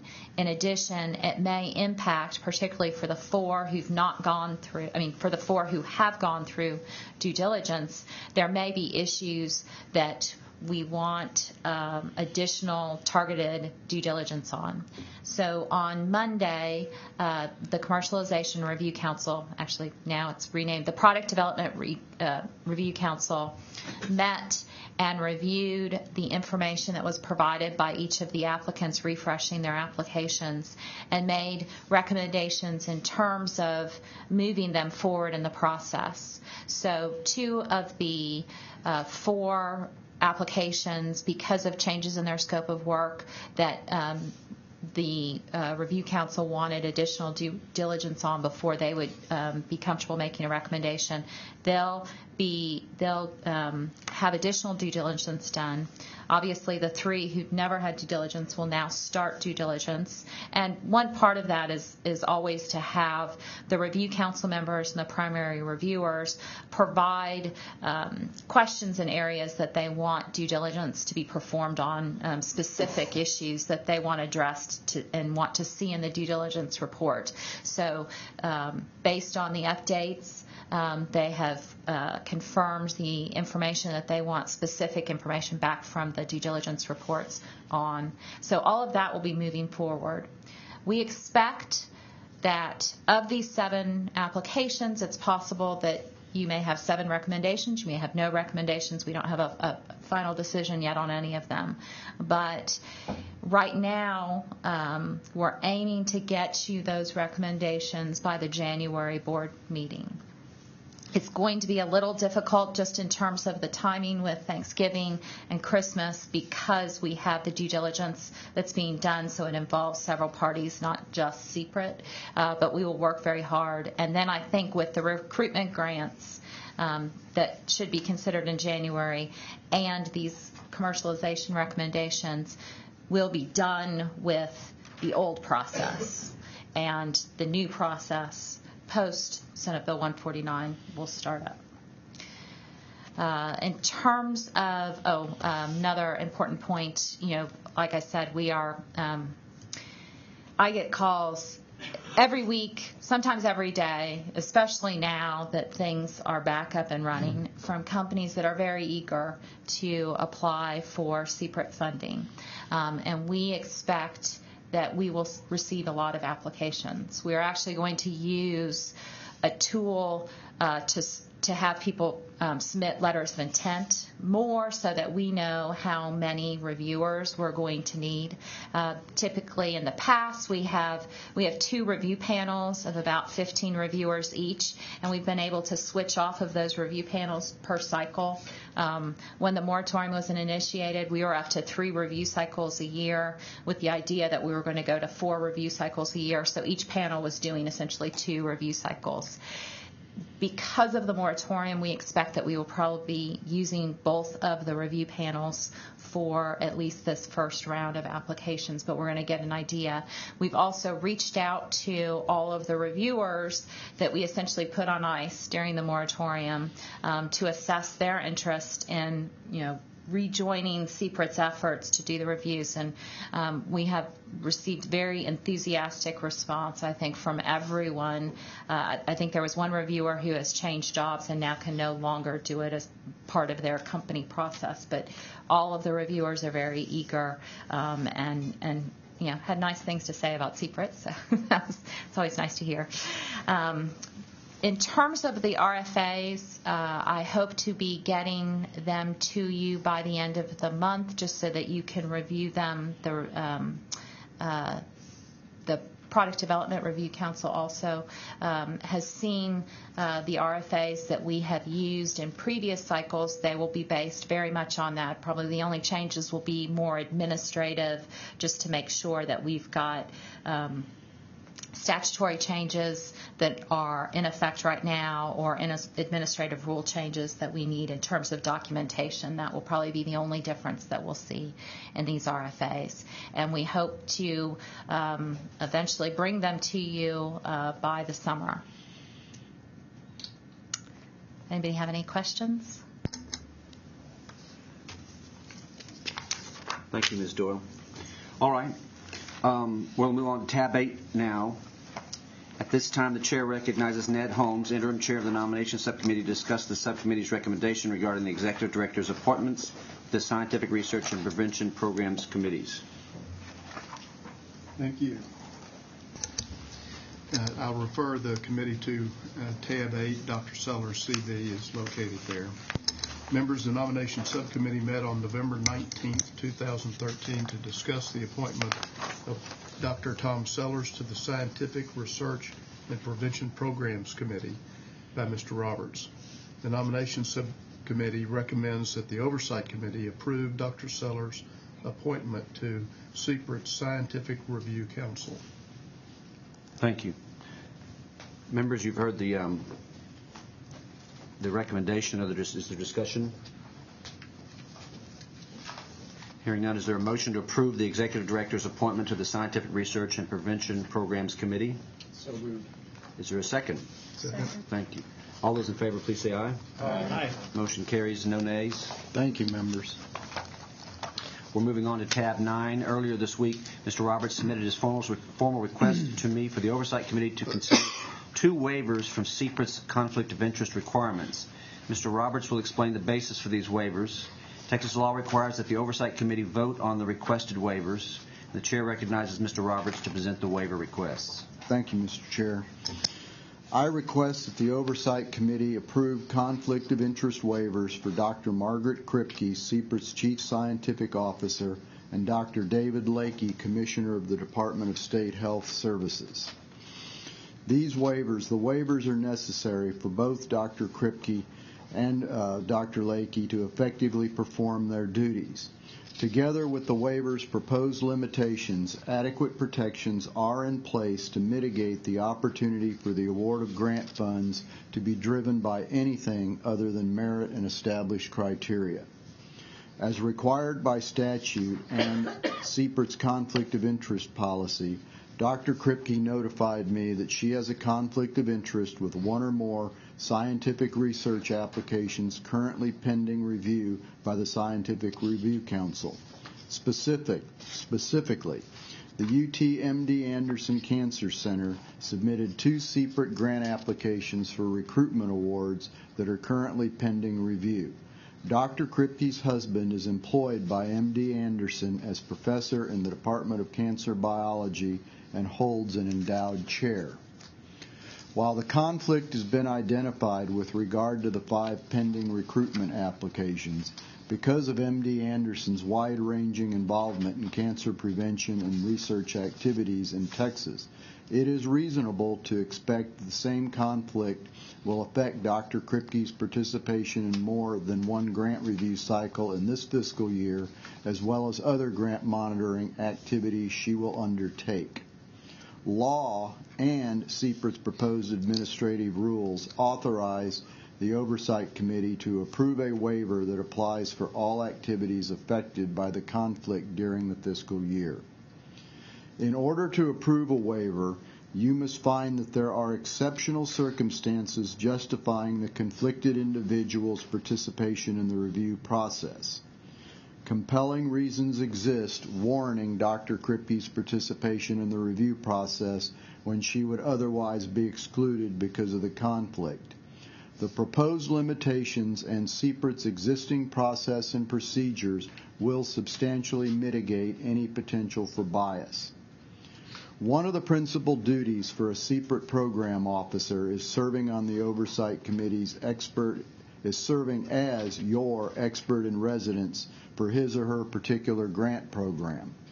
Dr. Kripke is a respected scientist and administrator who has been recognized both nationally and internationally for her work as a cancer researcher. Her 9-year tenure on the President's Cancer Panel gives her a comprehensive overview of the cancer problem and exceptional insight into the needs and future directions of cancer research. She was recruited to CPRIT as its Chief Scientific Officer in December 2012 following an extensive national search and was deemed to be an ideal candidate for this position. Her expertise and experience are important not only to address scientific and technical questions, but also when she acts as your eyes and ears into the peer review process. Peer review committees are primarily responsible for evaluating grant applications and recommending awards. It is standard practice for CPRIT employees to attend peer review meetings as observers. However, CPRIT employees are expressly prohibited from actively participating in the peer review panel's discussion or scoring of grant applications. It is important for the Chief Scientific Officer to attend and observe the peer review committee meetings. Doing so allows her to credibly relay the peer reviewer's impression of the grant applications to you and to address questions the Oversight Committee may have related to a scientific research grant recommendation. Another important role for the program officer is to recruit and retain members of the program's review council. These review council members, as you know, serve as strategic advisors for CPRIT's grant programs, as well as being responsible for recruiting high-quality reviewers to the peer review panels chaired by each council member. Texas has established a gold standard peer review process directly dependent on CPRIT's scientific leader, the Chief Scientific Officer. Dr. Kripke's distinction in the cancer research arena provides Texas access to the premier cancer researchers in the world, since these are Dr. Kripke's peers. The chairs of CPRIT review panels are all highly distinguished in their respective fields and bring enormous stature to the peer review process. Having panel chairs of this caliber distinguishes our peer review process from all others. The review council members and peer reviewers that serve on the CPRIT peer review panels are ineligible to receive CPRIT awards. A main attraction to serving as a CPRIT peer reviewer is the opportunity for intellectual interactions with scientific colleagues. These interactions do not occur without the leadership of the Chief Scientific Officer, Dr. Kripke. It is important to note that the identified conflict of interest existed at the time that Dr. Kripke was hired by CPRIT and was known to the Oversight Committee and the Executive Director. The individuals involved with the hiring process believed that Dr. Kripke's qualifications, together with protections already in place to mitigate any impact related to the conflict of interest, supported the decision to select her as CPRIT's Chief Scientific Officer. Although I was not involved in the hiring process, I've had the opportunity to work with Dr. Kripke for the past 11 months, and I support the decision. In granting the waiver of the conflict of interest, I recommend that Dr. Kripke be permitted to perform the following activities and duties of the Chief Scientific Officer. 1. Assign grant applications, including MD Anderson grant applications, to various peer review committees for peer review evaluation. 2. Attend scientific research peer review committee meetings as an observer, including meetings where MD Anderson applications are discussed. 3. Attend and participate fully in the Program Integration Committee meetings, subject to the limitations set forth in a moment. 4. Have access to grant applicant information developed during the grant review process, including information related to MD Anderson applications. 5. Provide information about grant applications recommended for grant awards to the Oversight Committee or CPRIT personnel, including answering questions raised by the Oversight Committee or CPRIT personnel about MD Anderson grant applications. To the extent that information is provided by Dr. Kripke on her own initiative, the Chief Scientific Officer's summary of the recommended awards, and not in response to a specific question or request, it should be general information related to the overall grant application process and not advocate specifically for grant application submitted by MD Anderson. And finally, 6. Following the Oversight Committee approval of a grant award to MD Anderson, Dr. Kripke may review and approve programmatic requests associated with MD Anderson grant contracts and grant monitoring activities. With respect to attending scientific research peer review panel meetings as an observer, it must be noted that CPRIT employees are prohibited from actively participating in peer review committee meetings. This means that Dr. Kripke may attend the peer review committee meetings as an observer, but may not participate in the substantive discussion of any grant application, may not score any grant application, and may not vote on any application. CPRIT contracts with an independent third-party observer, as Ms. Doyle reported, to document that CPRIT's observer policy is followed. The independent third-party observer will provide a report to you prior to any action taken. Now, with respect to the limitations, Dr. Kripke will have significant restrictions due to her conflict. She is a member of the Program Integration Committee.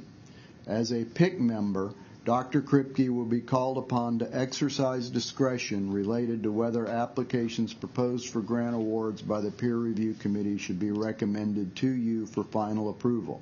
Dr. Kripke shall not vote on any award recommendations related to MD Anderson.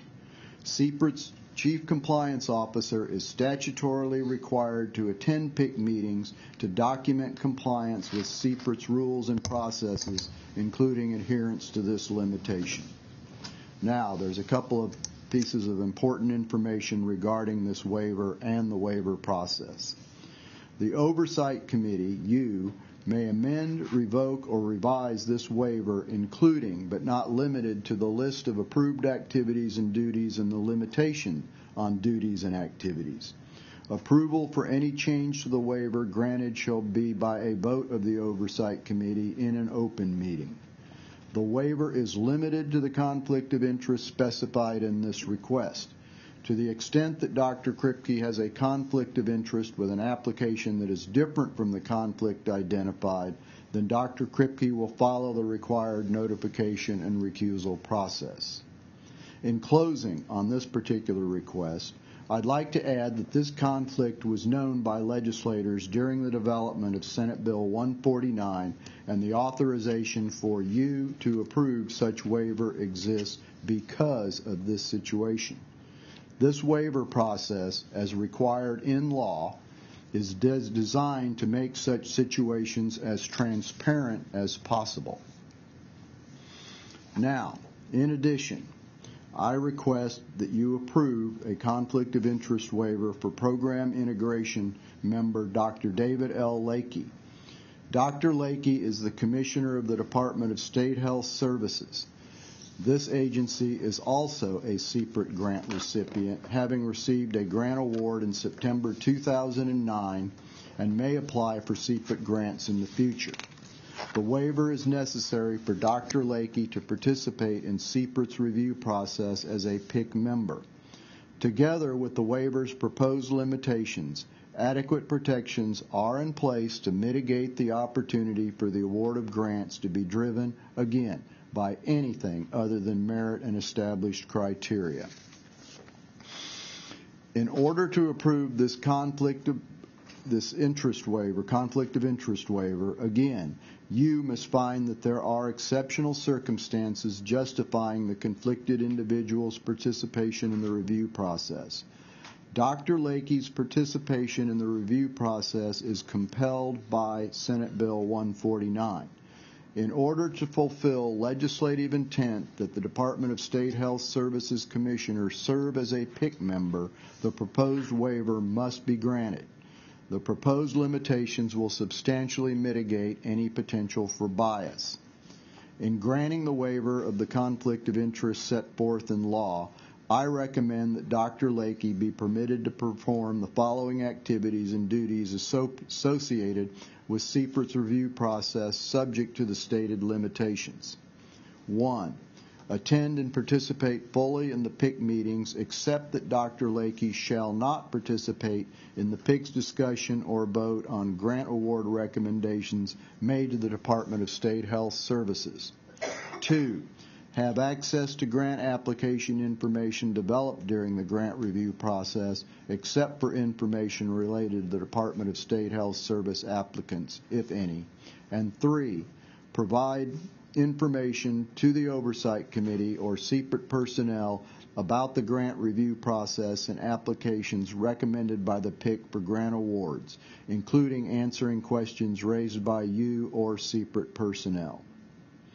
As with the previous waiver request, CPRIT's Chief Compliance Officer is statutorily required to attend PIC meetings to document compliance with CPRIT's rules and processes, including adherence to this limitation. The compliance officer shall report to you any violation of this waiver prior to your action on the PIC recommendations. Also, again, and the same with respect to Dr. Kripke's waiver, you may amend, revoke, or revise this waiver, including but not limited to the list of approved activities and duties and the limitations on duties and activities. Approval to make any changes to the waiver shall be a vote by you in an open meeting. The waiver is limited to the conflict of interest specified in this request. To the extent that Dr. Lakey has a conflict with an application that is not the conflict identified, then Dr. Lakey will follow the required notification and recusal process. That's a lot of words, members, but they needed to be in the record. They are important, and I request approval. Any board discussion or comments? Yes. Thank you, Mr. Roberts. I think we all consider a conflict of interest waiver a very serious matter. Yes, sir. Especially in light of previous events for CPRIT. And I was just wondering about the term exceptional circumstances. How do you view that term, exceptional circumstances? Does that mean unique person, a unique circumstance, or how do both these applications fall under the term unique circumstances? I think,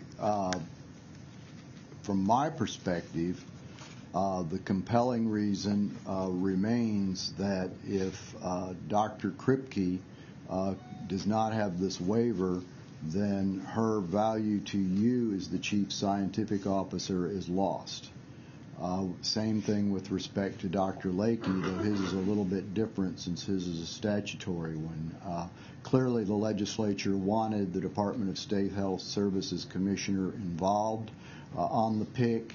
I don't remember, to the extent we may have told them, I'm sure we did, that they received prevention grants from us, but this waiver provision authorization was going into the law.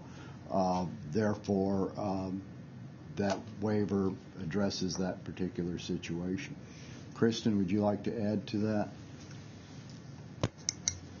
I would say it's, for exceptional circumstances. And so, in terms of making exceptions, there has to be a compelling reason for that.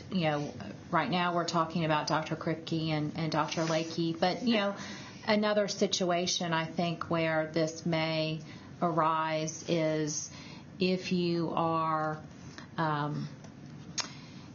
doing a review of a very unusual or unique or specialized area of cancer research, there may be a very limited number of reviewers that are qualified to assess and evaluate those applications. They may also have a conflict of interest because of the small community that they would be in. And so in that situation, it would be, again, an exceptional circumstance where we make an exception to the conflict of interest rules that would normally bar their participation. One thing, and it's included in Mr. Roberts' memo to you, the other thing that is a little unusual about this situation is that under CPRIT's proposed rules, this type of conflict that both Dr. Kripke and Dr. Lakey have, essentially the employee conflict. Dr. Kripke's married to someone who's an employee. Dr. Lakey is an employee. That falls into the super conflict category under the proposed administrative rules, which would mean that they would be barred from participating in any of the grant reviews, not just on their particular, on MD Anderson or on DSHS. And certainly, I think in the assessment that you are making, you have to decide whether there are compelling reasons and protections in place that justify having the involvement of Dr. Kripke and Dr. Lakey. And frankly, I don't know how we would address the Dr. Lakey conflict, because it is a statutory requirement that you have DSHS. And I think, one idea behind that was that you would have somebody outside of the agency that would be reporting to you in terms of how the PIC review process goes. And so I think that's a valuable insight for the Oversight Committee members, is to be able to talk with Dr. Lakey at these meetings, if you are interested, and have him be able to report to you from a non-secret perspective. And so you'll need to make this exception in order for that also to occur. I suppose the alternative would be DSH's Department of State Health Services would no longer be allowed to apply for secret grants. That's how you would resolve it. And in Dr. Kripke's case, what would the result be if the board did not I think I hate to phrase it this way, but I think her value to the agency would be significantly diminished. And one more question. Have you had a chance to talk with any of the other major institutions in the state, Baylor or UT Southwestern, about how they would view Dr. Kripke's conflict with MD Anderson as far as being an unbiased reviewer of their grants? That's a good question. Since preparing this waiver, I have not talked to them specifically about this. However, after she'd already been announced by the time I came on board, but when I came on board, I did have numerous conversations with various institutions. They acknowledged it. Our previous scientific officer had a similar conflict. He was an employee. Well, he was housed on it, but there was the fact that he was located on the campus of an institution. There is some concern. There is some acknowledgement of the conflict, but I think that the legislature's requirements that we go through this public waiver approval process by you, that we then in turn put this waiver up on our website.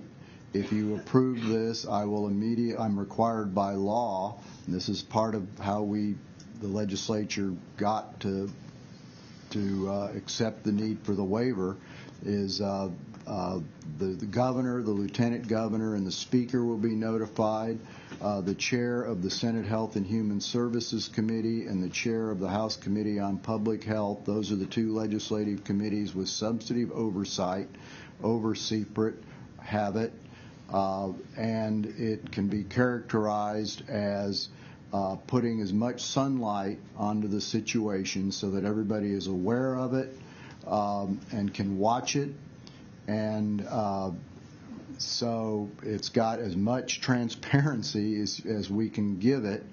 And I'll add to that I believe that Dr. Kripke's academic and intellectual integrity is such that she can operate in an objective manner within the constraints of this waiver.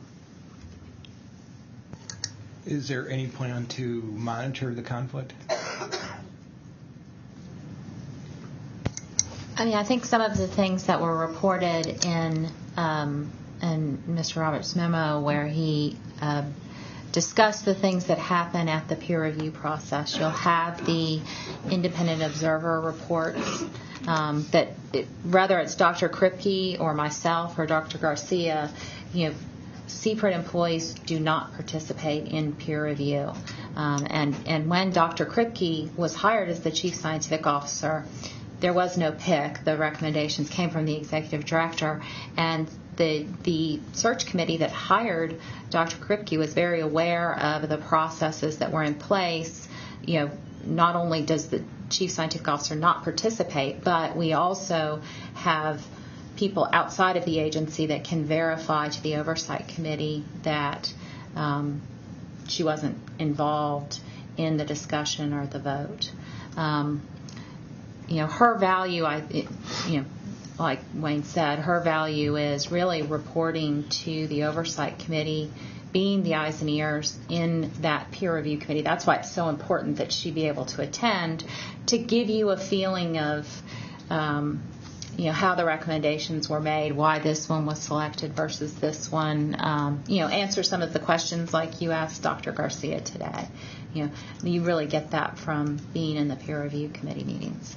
And, I think you can see from the people that are part of our review council, the ability, the opportunity to work with Dr. Kripke, I think it benefits CPRIT greatly in terms of the review council and then the reviewers that they will be able to select. Thank you. I would like to add, with respect to her recruitment and the search committee and the review committee for her, I'm probably going to botch this title, but the Executive Vice Chancellor for Health Affairs of the University of Texas System was involved in that. So they were, at that level, the person in charge of all of the UT health-related institutions was aware of her relationship with MD Anderson. And as I said, I know I've talked to several other institutions about it. Are they 100% comfortable with it? No, I'm sure. But on the other hand, as has been mentioned a couple of times, people need to recognize that the cancer community in Texas and the United States is a relatively small pool of people. And I know for a fact that part of the reason why it took so long for state leadership to appoint you people is because of those relationships and these new strict conflict of interest requirements in law.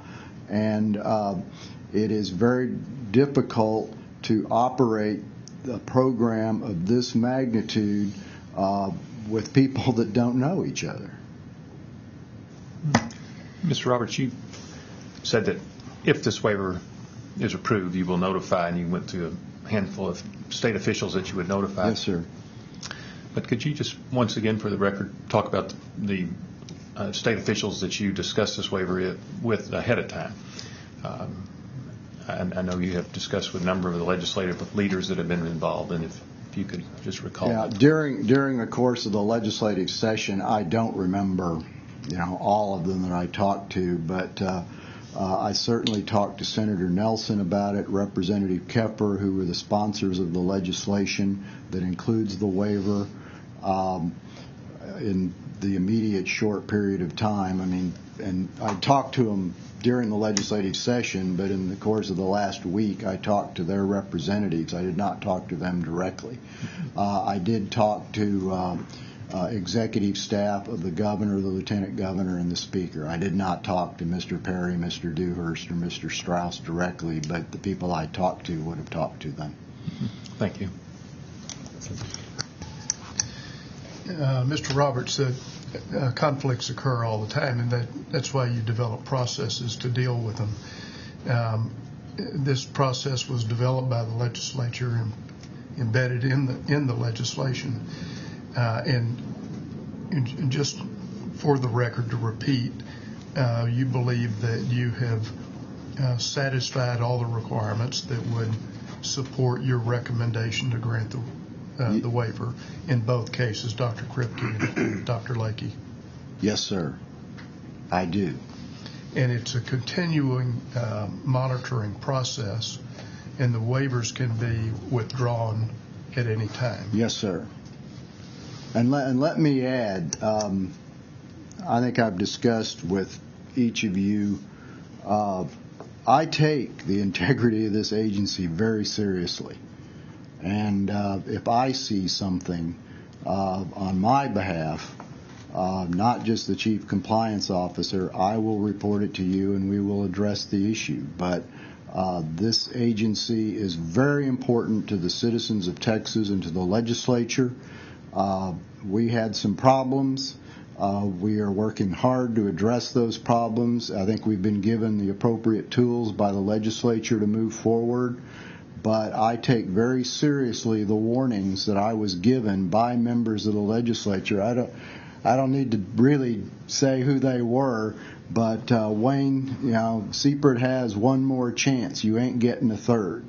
And this agency's too important to me, and I think it's that important to you, to not take this waiver seriously. And I do take this waiver extremely seriously and don't put it forward to you without thinking that it's not needed. It's needed. Thank you. I have a question about transparency. Is any part of the peer review process publicly available? We know who are on the review committees. Do we know the names of the individual reviewers that are assigned per particular grant? And is there any kind of report that is made publicly available coming out of these review committees, and are the rankings made publicly available? Let me have Kristen Doyle respond to that on behalf of being our interim chief compliance officer and general counsel. In terms of, the names of the peer reviewers, the identity of the peer reviewers, those will all be listed. I mean, they are listed on our website now. Going forward, they will be listed by the panels so that applicants will know which panels their applications go to and can see the list of reviewers. You know from your compliance pedigree that the names of the primary reviewers are listed for each of the applications. In terms of the documentation that will be done going forward, there will be several pieces of additional documentation that will be made publicly available obviously to the Oversight Committee, but then also made publicly available. One of those things will be a de-identified list of all of the scores assigned by a review committee. So you won't be able to say, this application at UT Austin got a 5.5. I mean, but you'll be able to see the list of all of the scores for the applications with a color coding that will identify which applications were funded, so that you get an idea of it. And then you, as Oversight Committee members, obviously have more ability to access information, and frankly, that's your role too, in terms of, if you are seeing anomalies, if you have questions of the compliance officer when they are making their report in terms of the steps and the processes followed, that's when you can investigate too. So, for instance, we would be able to see if all the positive review comments came from a reviewer that was based at a particular place. Yes, you would be able to tell. And as you describe that, is that in the form? Does this committee surface that in the form of a report that has that we get, or how would we sort of have visibility into that whole process? And or is that an operational issue that we need to still discuss going forward? So, probably one of the big agenda items that we will be addressing at the January meeting is an idea of how the new administrative rules will be implemented. And these are things that are included in the new administrative rules. They're, everybody, I hear a lot of comments from people that are saying 120 pages of administrative rules. And I keep telling everyone most of those requirements are on CPRIT. It is dramatically increasing the documentation that is going to be made available, starting with the affidavit that will be submitted by the Chief Executive Officer for every one of the grant applications that gets recommended for an award. So in January, we will be going extensively through, very much like the PowerPoint that Dr. Garcia showed you for the process that we're under for the prevention awards, and then for this last little round of scientific research and commercialization awards. We'll be doing the same thing, and probably over the course of several Oversight Committee members meetings to get you up to speed in terms of how those new administrative rules are carrying out both the state audit recommendations and the statutory changes. Thank you. Any other questions or comments? I mean, I would just follow up. So it sounds to me like there are some transparency protections that are in place and being put in place. Yes, ma'am, and if we can be given some more, we'll do those too. All right, members, we will then, if there's no further comment or question, take up Dr. Kripke's waiver first. So I'm looking for a motion finding that exceptional circumstances exist and to approve the waiver proposed for Dr. Margaret Kripke that will waive the conflict of interest specified in Texas Health and Safety Code 102.106C3. So moved. Thank you. Is there a second? Second. Thank you. All those in favor, please say aye. Aye. All opposed? Nay? Hearing motion carries. Thank you. Now let's consider Dr. Lakey's waiver. So I'm looking for a motion that exceptional circumstances exist to approve the waiver proposed for Dr. David Lakey that will waive the conflict of interest specified in Texas Health and Safety Code 102.106C3. Is there a motion? Thank you. Is there a second? Second. All those in favor, please say aye. Aye. Opposed? Nay? Motion carries. So, Mr. Roberts, it's our understanding that both waivers will be publicly posted on CPRIT's website and will be provided to the Governor, Lieutenant Governor, Speaker of the House, as well as the statutorily designated legislative committees with oversight for CPRIT. Yes, sir. Thank you. Thank you, members. All right, we're moving on to tab 10, approval of subcommittee charters. I'm going to read here. The Oversight Committee approved appointments to the subcommittee earlier this month. The Oversight Committee bylaws require each subcommittee to adopt a subcommittee charter that will be approved by the Oversight Committee. 6 of the 7 subcommittees have met and have adopted these subcommittee charters. The bylaws also require that each subcommittee has a chairperson who will be selected by the from the Oversight Committee at large. You should have a list of the subcommittee interim chairs nominated by each committee. For the record, the nominated interim chairs are for audit. The interim chair is Mr. Angelou. Board governance, Ms. Mitchell. Nominations, Mr. Holmes. Prevention, Ms. Mulrow. Product development, Dr. Rosenfeld. Scientific research, myself. Is there any board discussion? Are there any questions regarding the proposed charters or subcommittee interim chairs? Mr. Chairman, one of the considerations in deciding to do interim subcommittee chairs was at the time we did the committee assignments and at the time we met, the 9th member of the Oversight Board had not been appointed. So as we consider this and vote on it, it's possible that we will revisit this so that we're able to accommodate the membership now of our newest member.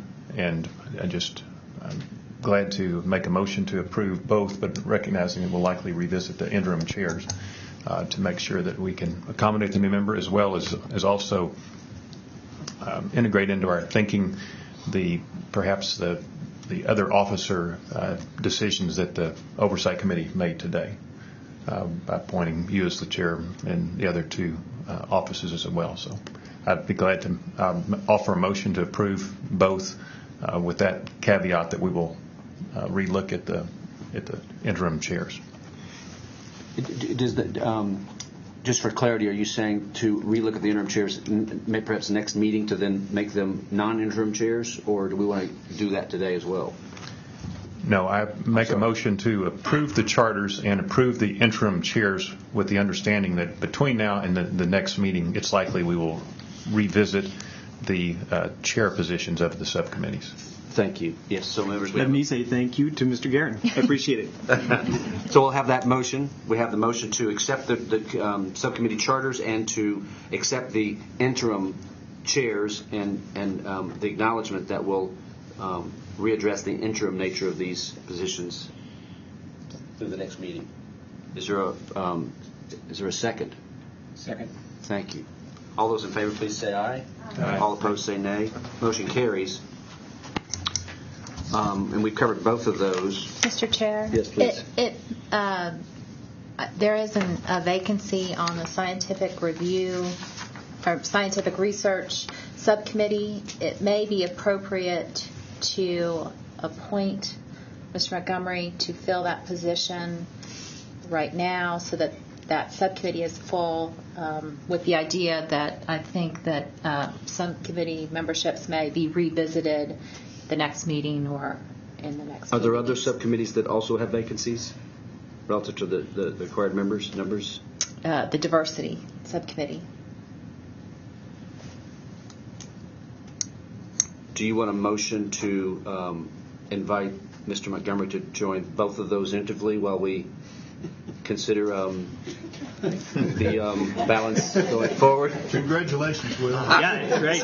Is there a motion? Really appreciate it. Wait, look at the time. Stick around, yeah. The fun's just beginning. Is that a fair motion? That's a fair motion. Is there a second? Fair for, I just want to check on that. Fair for, all those in favor, please say aye. All Aye. opposed, say nay. Other abstentions? No. Hearing none, thank you. The motion's passed. Usually that happens when you're late for a meeting. That's how one of our committee chairs was appointed. And I will add one last point. Now with the election of officers, and I know that the Board Governance Subcommittee is going to be looking at the issue of the Executive Committee, but that also may cause the need for subcommittee membership to change. Great, thank you. So at this time, the board chair recognizes interim chair Amy Mitchell to make a report. Yeah, interim chair of the board Governance, thank you. At the last Oversight Committee meeting, the committee referred issues related to the 2014 CPRIT conference and the Strategic Communications contract to the Board Governance Subcommittee. The Board Governance Subcommittee met November 18th and discussed these issues with CPRIT staff. The subcommittee recommends instructing CPRIT staff to develop and release a request for proposals to solicit venues in several major Texas cities to hold the November 2014 CPRIT conference so that CPRIT can assess venue interest and viability of a conference. Issuing the RFP will not commit CPRIT to holding the conference. However, unless staff begins now, it may be difficult to hold a conference in 2014 because of the substantial lead time it will take to organize. The Board Governance Subcommittee also recommends the staff prepare an RFP for the Comptroller of Public Accounts to issue on CPRIT's behalf for a strategic communications program for fiscal years 2014 and 2015.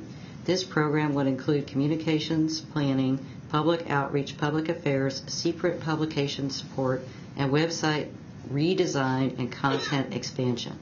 Before any such contract can be awarded, approval from the Oversight Committee and the Legislative Budget Board will be required.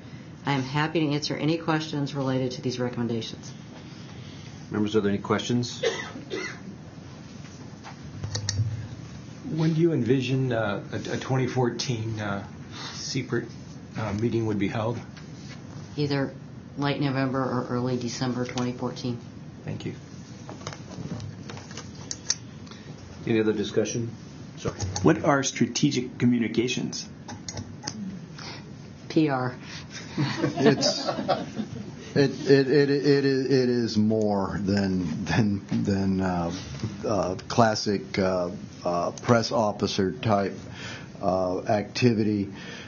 We have a significant need, particularly when we start doing the product development RFAs, to publicize our programs around the country for company relocation. They're strategizing with respect to that.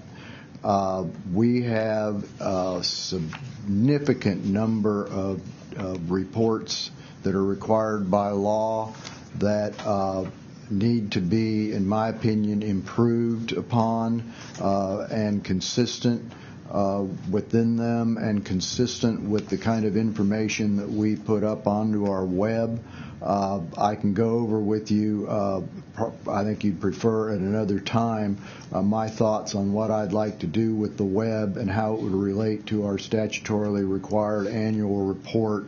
But I find a need for us to provide frequently updated information to the media, the public, to the legislature, to you, that frankly gets more difficult as time goes on. I was particularly frustrated when I came on board with the different definitions that are being used for awards versus contract. Again, I'll spare you the details, but I'm an old budget guy, and I kind of like things to be real consistent, and I don't like a number to be one thing on one day and another on another. There were good reasons for the differences, but when you've got, 835 awards or something like that we've got right now, and they just went up today. These are changing all the time, and we need to have control over something that by the time this agency expires in 6 years or so, we got us a real data mess, and so it includes that. I'll be happy to go in more, but that's probably more than you wanted to hear. Other questions or comments?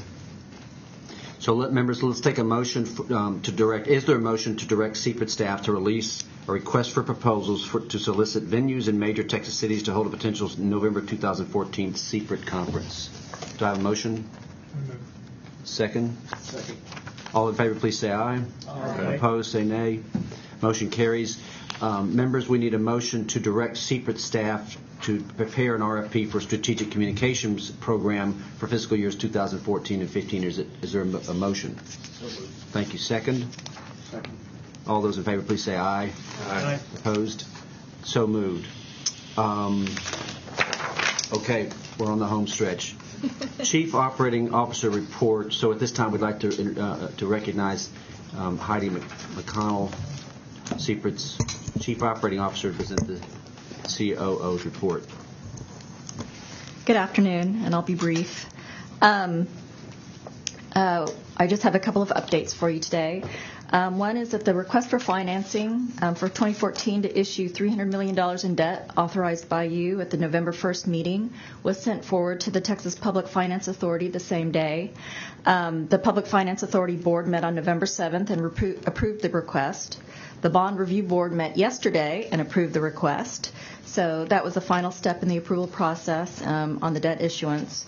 And with that approval, I sent a request to the Public Finance Authority to issue $55.2 million in commercial paper notes as soon as possible, and they plan to sell those notes on Monday, November 25th. The other update for you is on the fiscal year 2014 operating budget. At the November 1st meeting, I provided you with a summary of CPRIT's $297 million operating budget. And I remind you that that's $300 million less the $3 million transfer to the Department of State Health Services for the Texas Cancer Registry. The agency has prepared an operating budget in a format prescribed by the Governor's Office of Budget Planning and Policy and the Legislative Budget Board, and it will be submitted to both of those offices. The format requires that the agency budget and expenditure information for the current fiscal year and previous 2 fiscal years is reported in a variety of schedules, including strategy level, method of finance, object of expense, outcome performance measures, and estimated revenue collection supporting schedules. The Oversight Committee does not have to take any action on this item, but the submission will require a signature of the Oversight Committee's presiding officer, as well as the Chief Executive Officer and Chief Financial Officer, to certify that the paper copy we submit to those offices does not differ from the electronic copy submitted. The budget is due to both offices by December 1st, so we are prepared to send those forward, and we'll be providing you with a copy of those as well.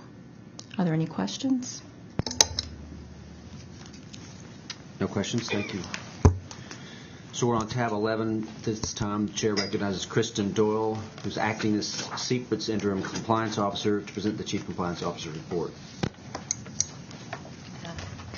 So members, you should expect this at every regular meeting, probably every quarterly regular meeting that you will have. The compliance officer will report to you on issues regarding our grant monitoring and grant awards, as well as compliance with administrative law and administrative rules and statute. So for the first report on this, I have provided you an update in terms of the number of financial status reports that have not been submitted by the due date Financial status reports are submitted quarterly by all grant recipients. It's how we reimburse them for their expenses, or if they receive advances from us, then it is how they report to us how they've spent their advances. Financial status reports are due 90 days after the close of the quarter for which they're reporting. We have 6 FSRs that have not been submitted by their due date. 5 of those are active projects. 1 is a project that's in closeout, which means that the termination date of the contract has been reached, but we leave the project open for a number of days while we're receiving all of the final reports. Just to give you some context for that, we have 337 active projects right now. That number does not include the grant awards that have been made in December of December last year and of August of last year, those ones that were frozen. We're in the process of executing those contracts, and due to the effective dates of those contracts, sometimes their FSRs are due immediately because of our electronic system. So those have been excluded for now as they're getting brought on board, and we're bringing them up to date in terms of all of the reports that they need to file. That number will be included. We also require all of our grants to submit progress reports to us annually. And so for the active projects that we have 3 late progress reports. In the information that I provided you, it gives you an idea of how late these are. So for the active grant projects that have not filed their progress reports, we have all 3 of the projects are more than 30 days late, but less than 90 days overdue. So we will be working with those grant recipients to bring them into compliance. One thing that you should know, and we will talk about this more in January, is that the administrative rules as proposed include more options for CPRIT in terms of helping to enforce compliance with our reporting deadlines. So, for example, with the financial status reports, if a grant recipient has not submitted the financial status report by its due date, so 90 days after the quarter that has closed, and has not requested an extension, then they waive the right to reimbursement for that quarter. So that will bring us into full compliance on the FSRs. Part of that, and we addressed that a bit in our November 1st meeting when we talked about the reconciliation project. The major reason for that is because we have a lot of grant projects in the past that were several quarters behind in terms of submitting financial status reports. Now keep in mind, we reimburse most projects. So when they don't submit a financial status report, we're not sending money out the door to them. They're just not asking us for it. And it is pretty common in academic institutions where they've got some money already in place that they're operating with, that it may not be urgent to them to be submitting the request for reimbursement through their quarterly reports. But it impacts us because we have to issue bonds to pay off, to repay grant recipients. And if we continue with allowing delinquent reports, we're going to get to a point where there's such a bolus of money that needs to be repaid that it may impact our ability to fund new grants. So Can I ask a question about that? Sure. Now, under the new legislation, if we don't get it paid within the year, we lose it, do we not? I mean, we can't carry it over and pay it into the next year. So we actually, if our grant recipients aren't keeping up with their schedule, we could end up That's correct. losing some of our granting authority in a de facto. Let me just clarify. So with respect to making new awards, that is correct. So if with the $300 million that's available this year, the money that's available for the prevention and research awards, if you do not make the awards for that money this year, that money will just the authority will have to be provided at a later date. Well, when you say if we don't make the grant, we could make the grant in the calendar year, but if we not only have to make it, but we have to spend it, don't we? No, once you make the grant, it's we go through a process where we actually encumber those monies, and the encumbrance holds those funds available Forever. Okay, good. I misunderstood that then. Because I think many grants are multi-year, so it might be a $10 million 3-year, and so you wouldn't spend the whole 10 the first 3. Or if that, Right, but if they didn't get it spent according to the calendar, if it's $1 million this year, $1 million next year, and $1 million the next year, if they didn't draw down that full $1 million this year, we lose it, do we not? Or is that no? It does carry forward. Okay. Yes, that authority carries forward for the award. Okay. And what Kristen was referring to in terms of not receiving the reimbursements, and if that money builds up, we do have a constitutional limit on how much bonds we can issue in any year, and that's $300 million. So you bump up against that. So the impact would be that it would. Yes. Other than the $300 million that was approved 3 weeks ago, do we have authorized but unissued bonds that have already been obligated from previous issuances? Yes, that would be the $835 million that has already been awarded. And how much bonded indebtedness has been issued on those previous awards? Let's see.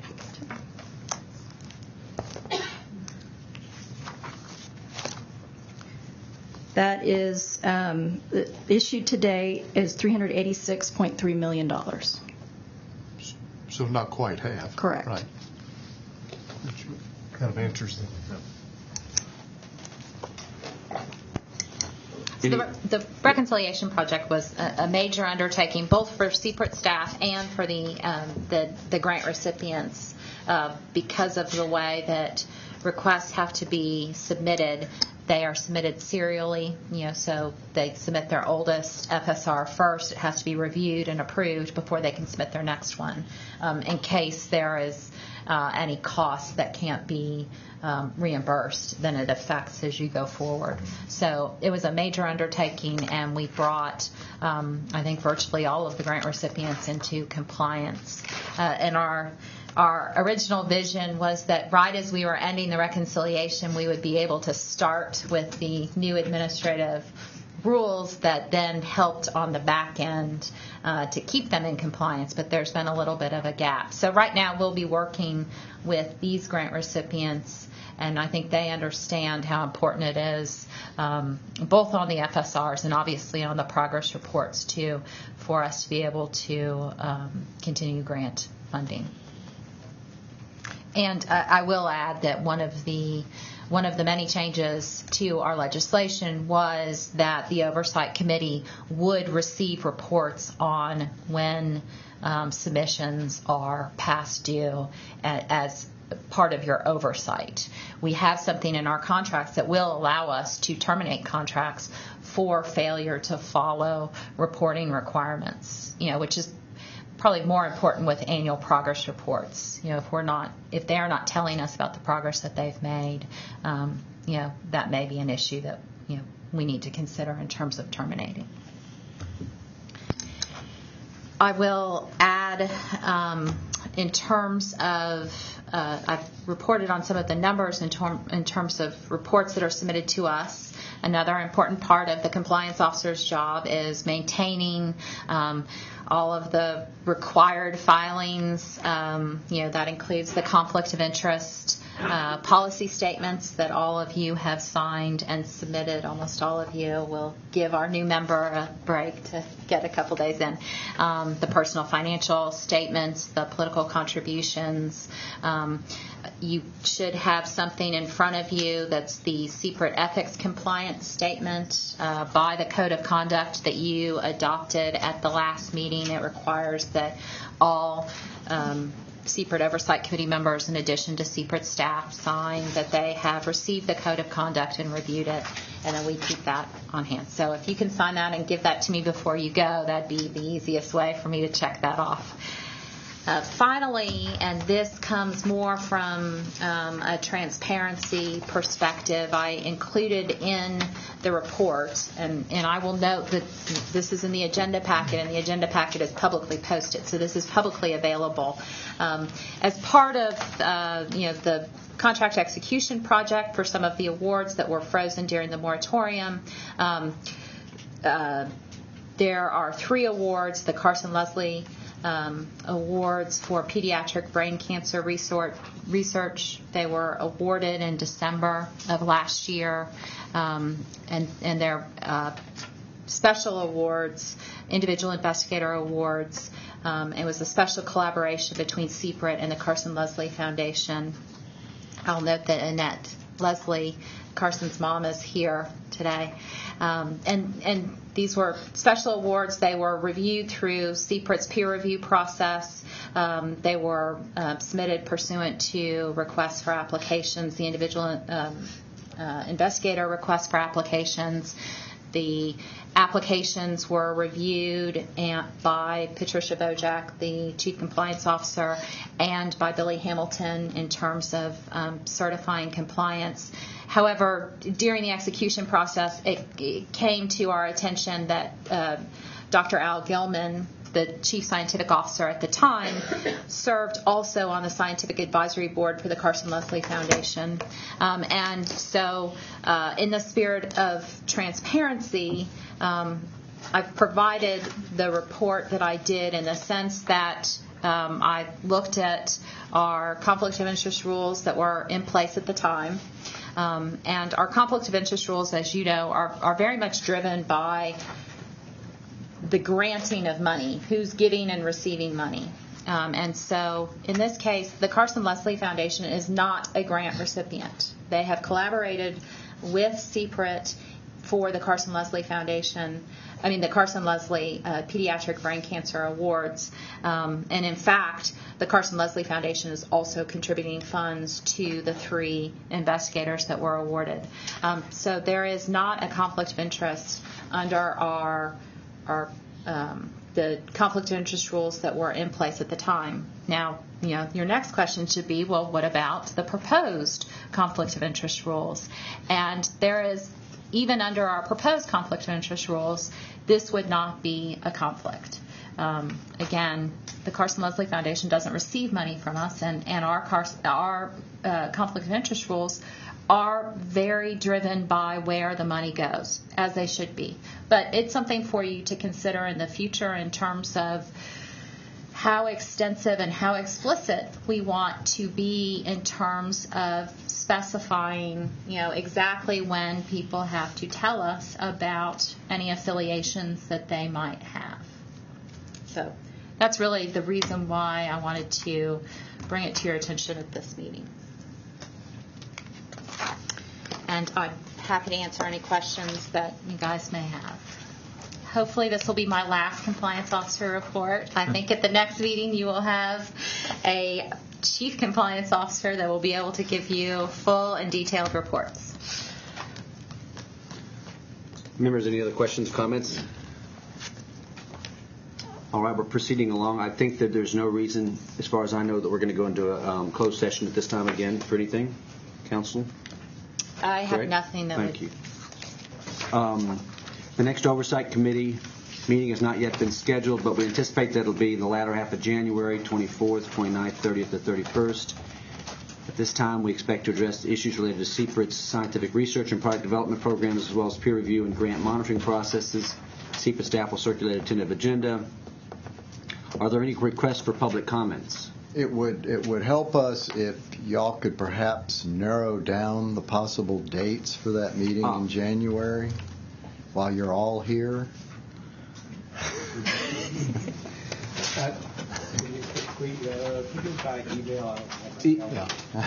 All right. We'll play party planner again. Okay. We will circulate around an email. I'll just got a comment that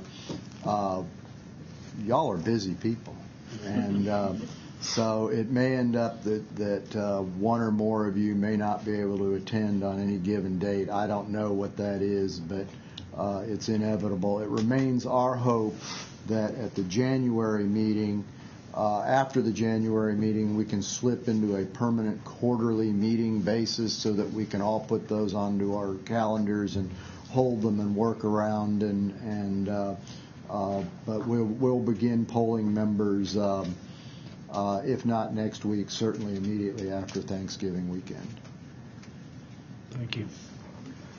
Are there any public requests for public comment? No. Hearing none, is there any other further business of the group for today? Let me say thank you to everybody who travels to get here, who studies hard, who is reflective on the issues that we have, and who thoughtfully participates and stays awake through this whole 3-hour endeavor.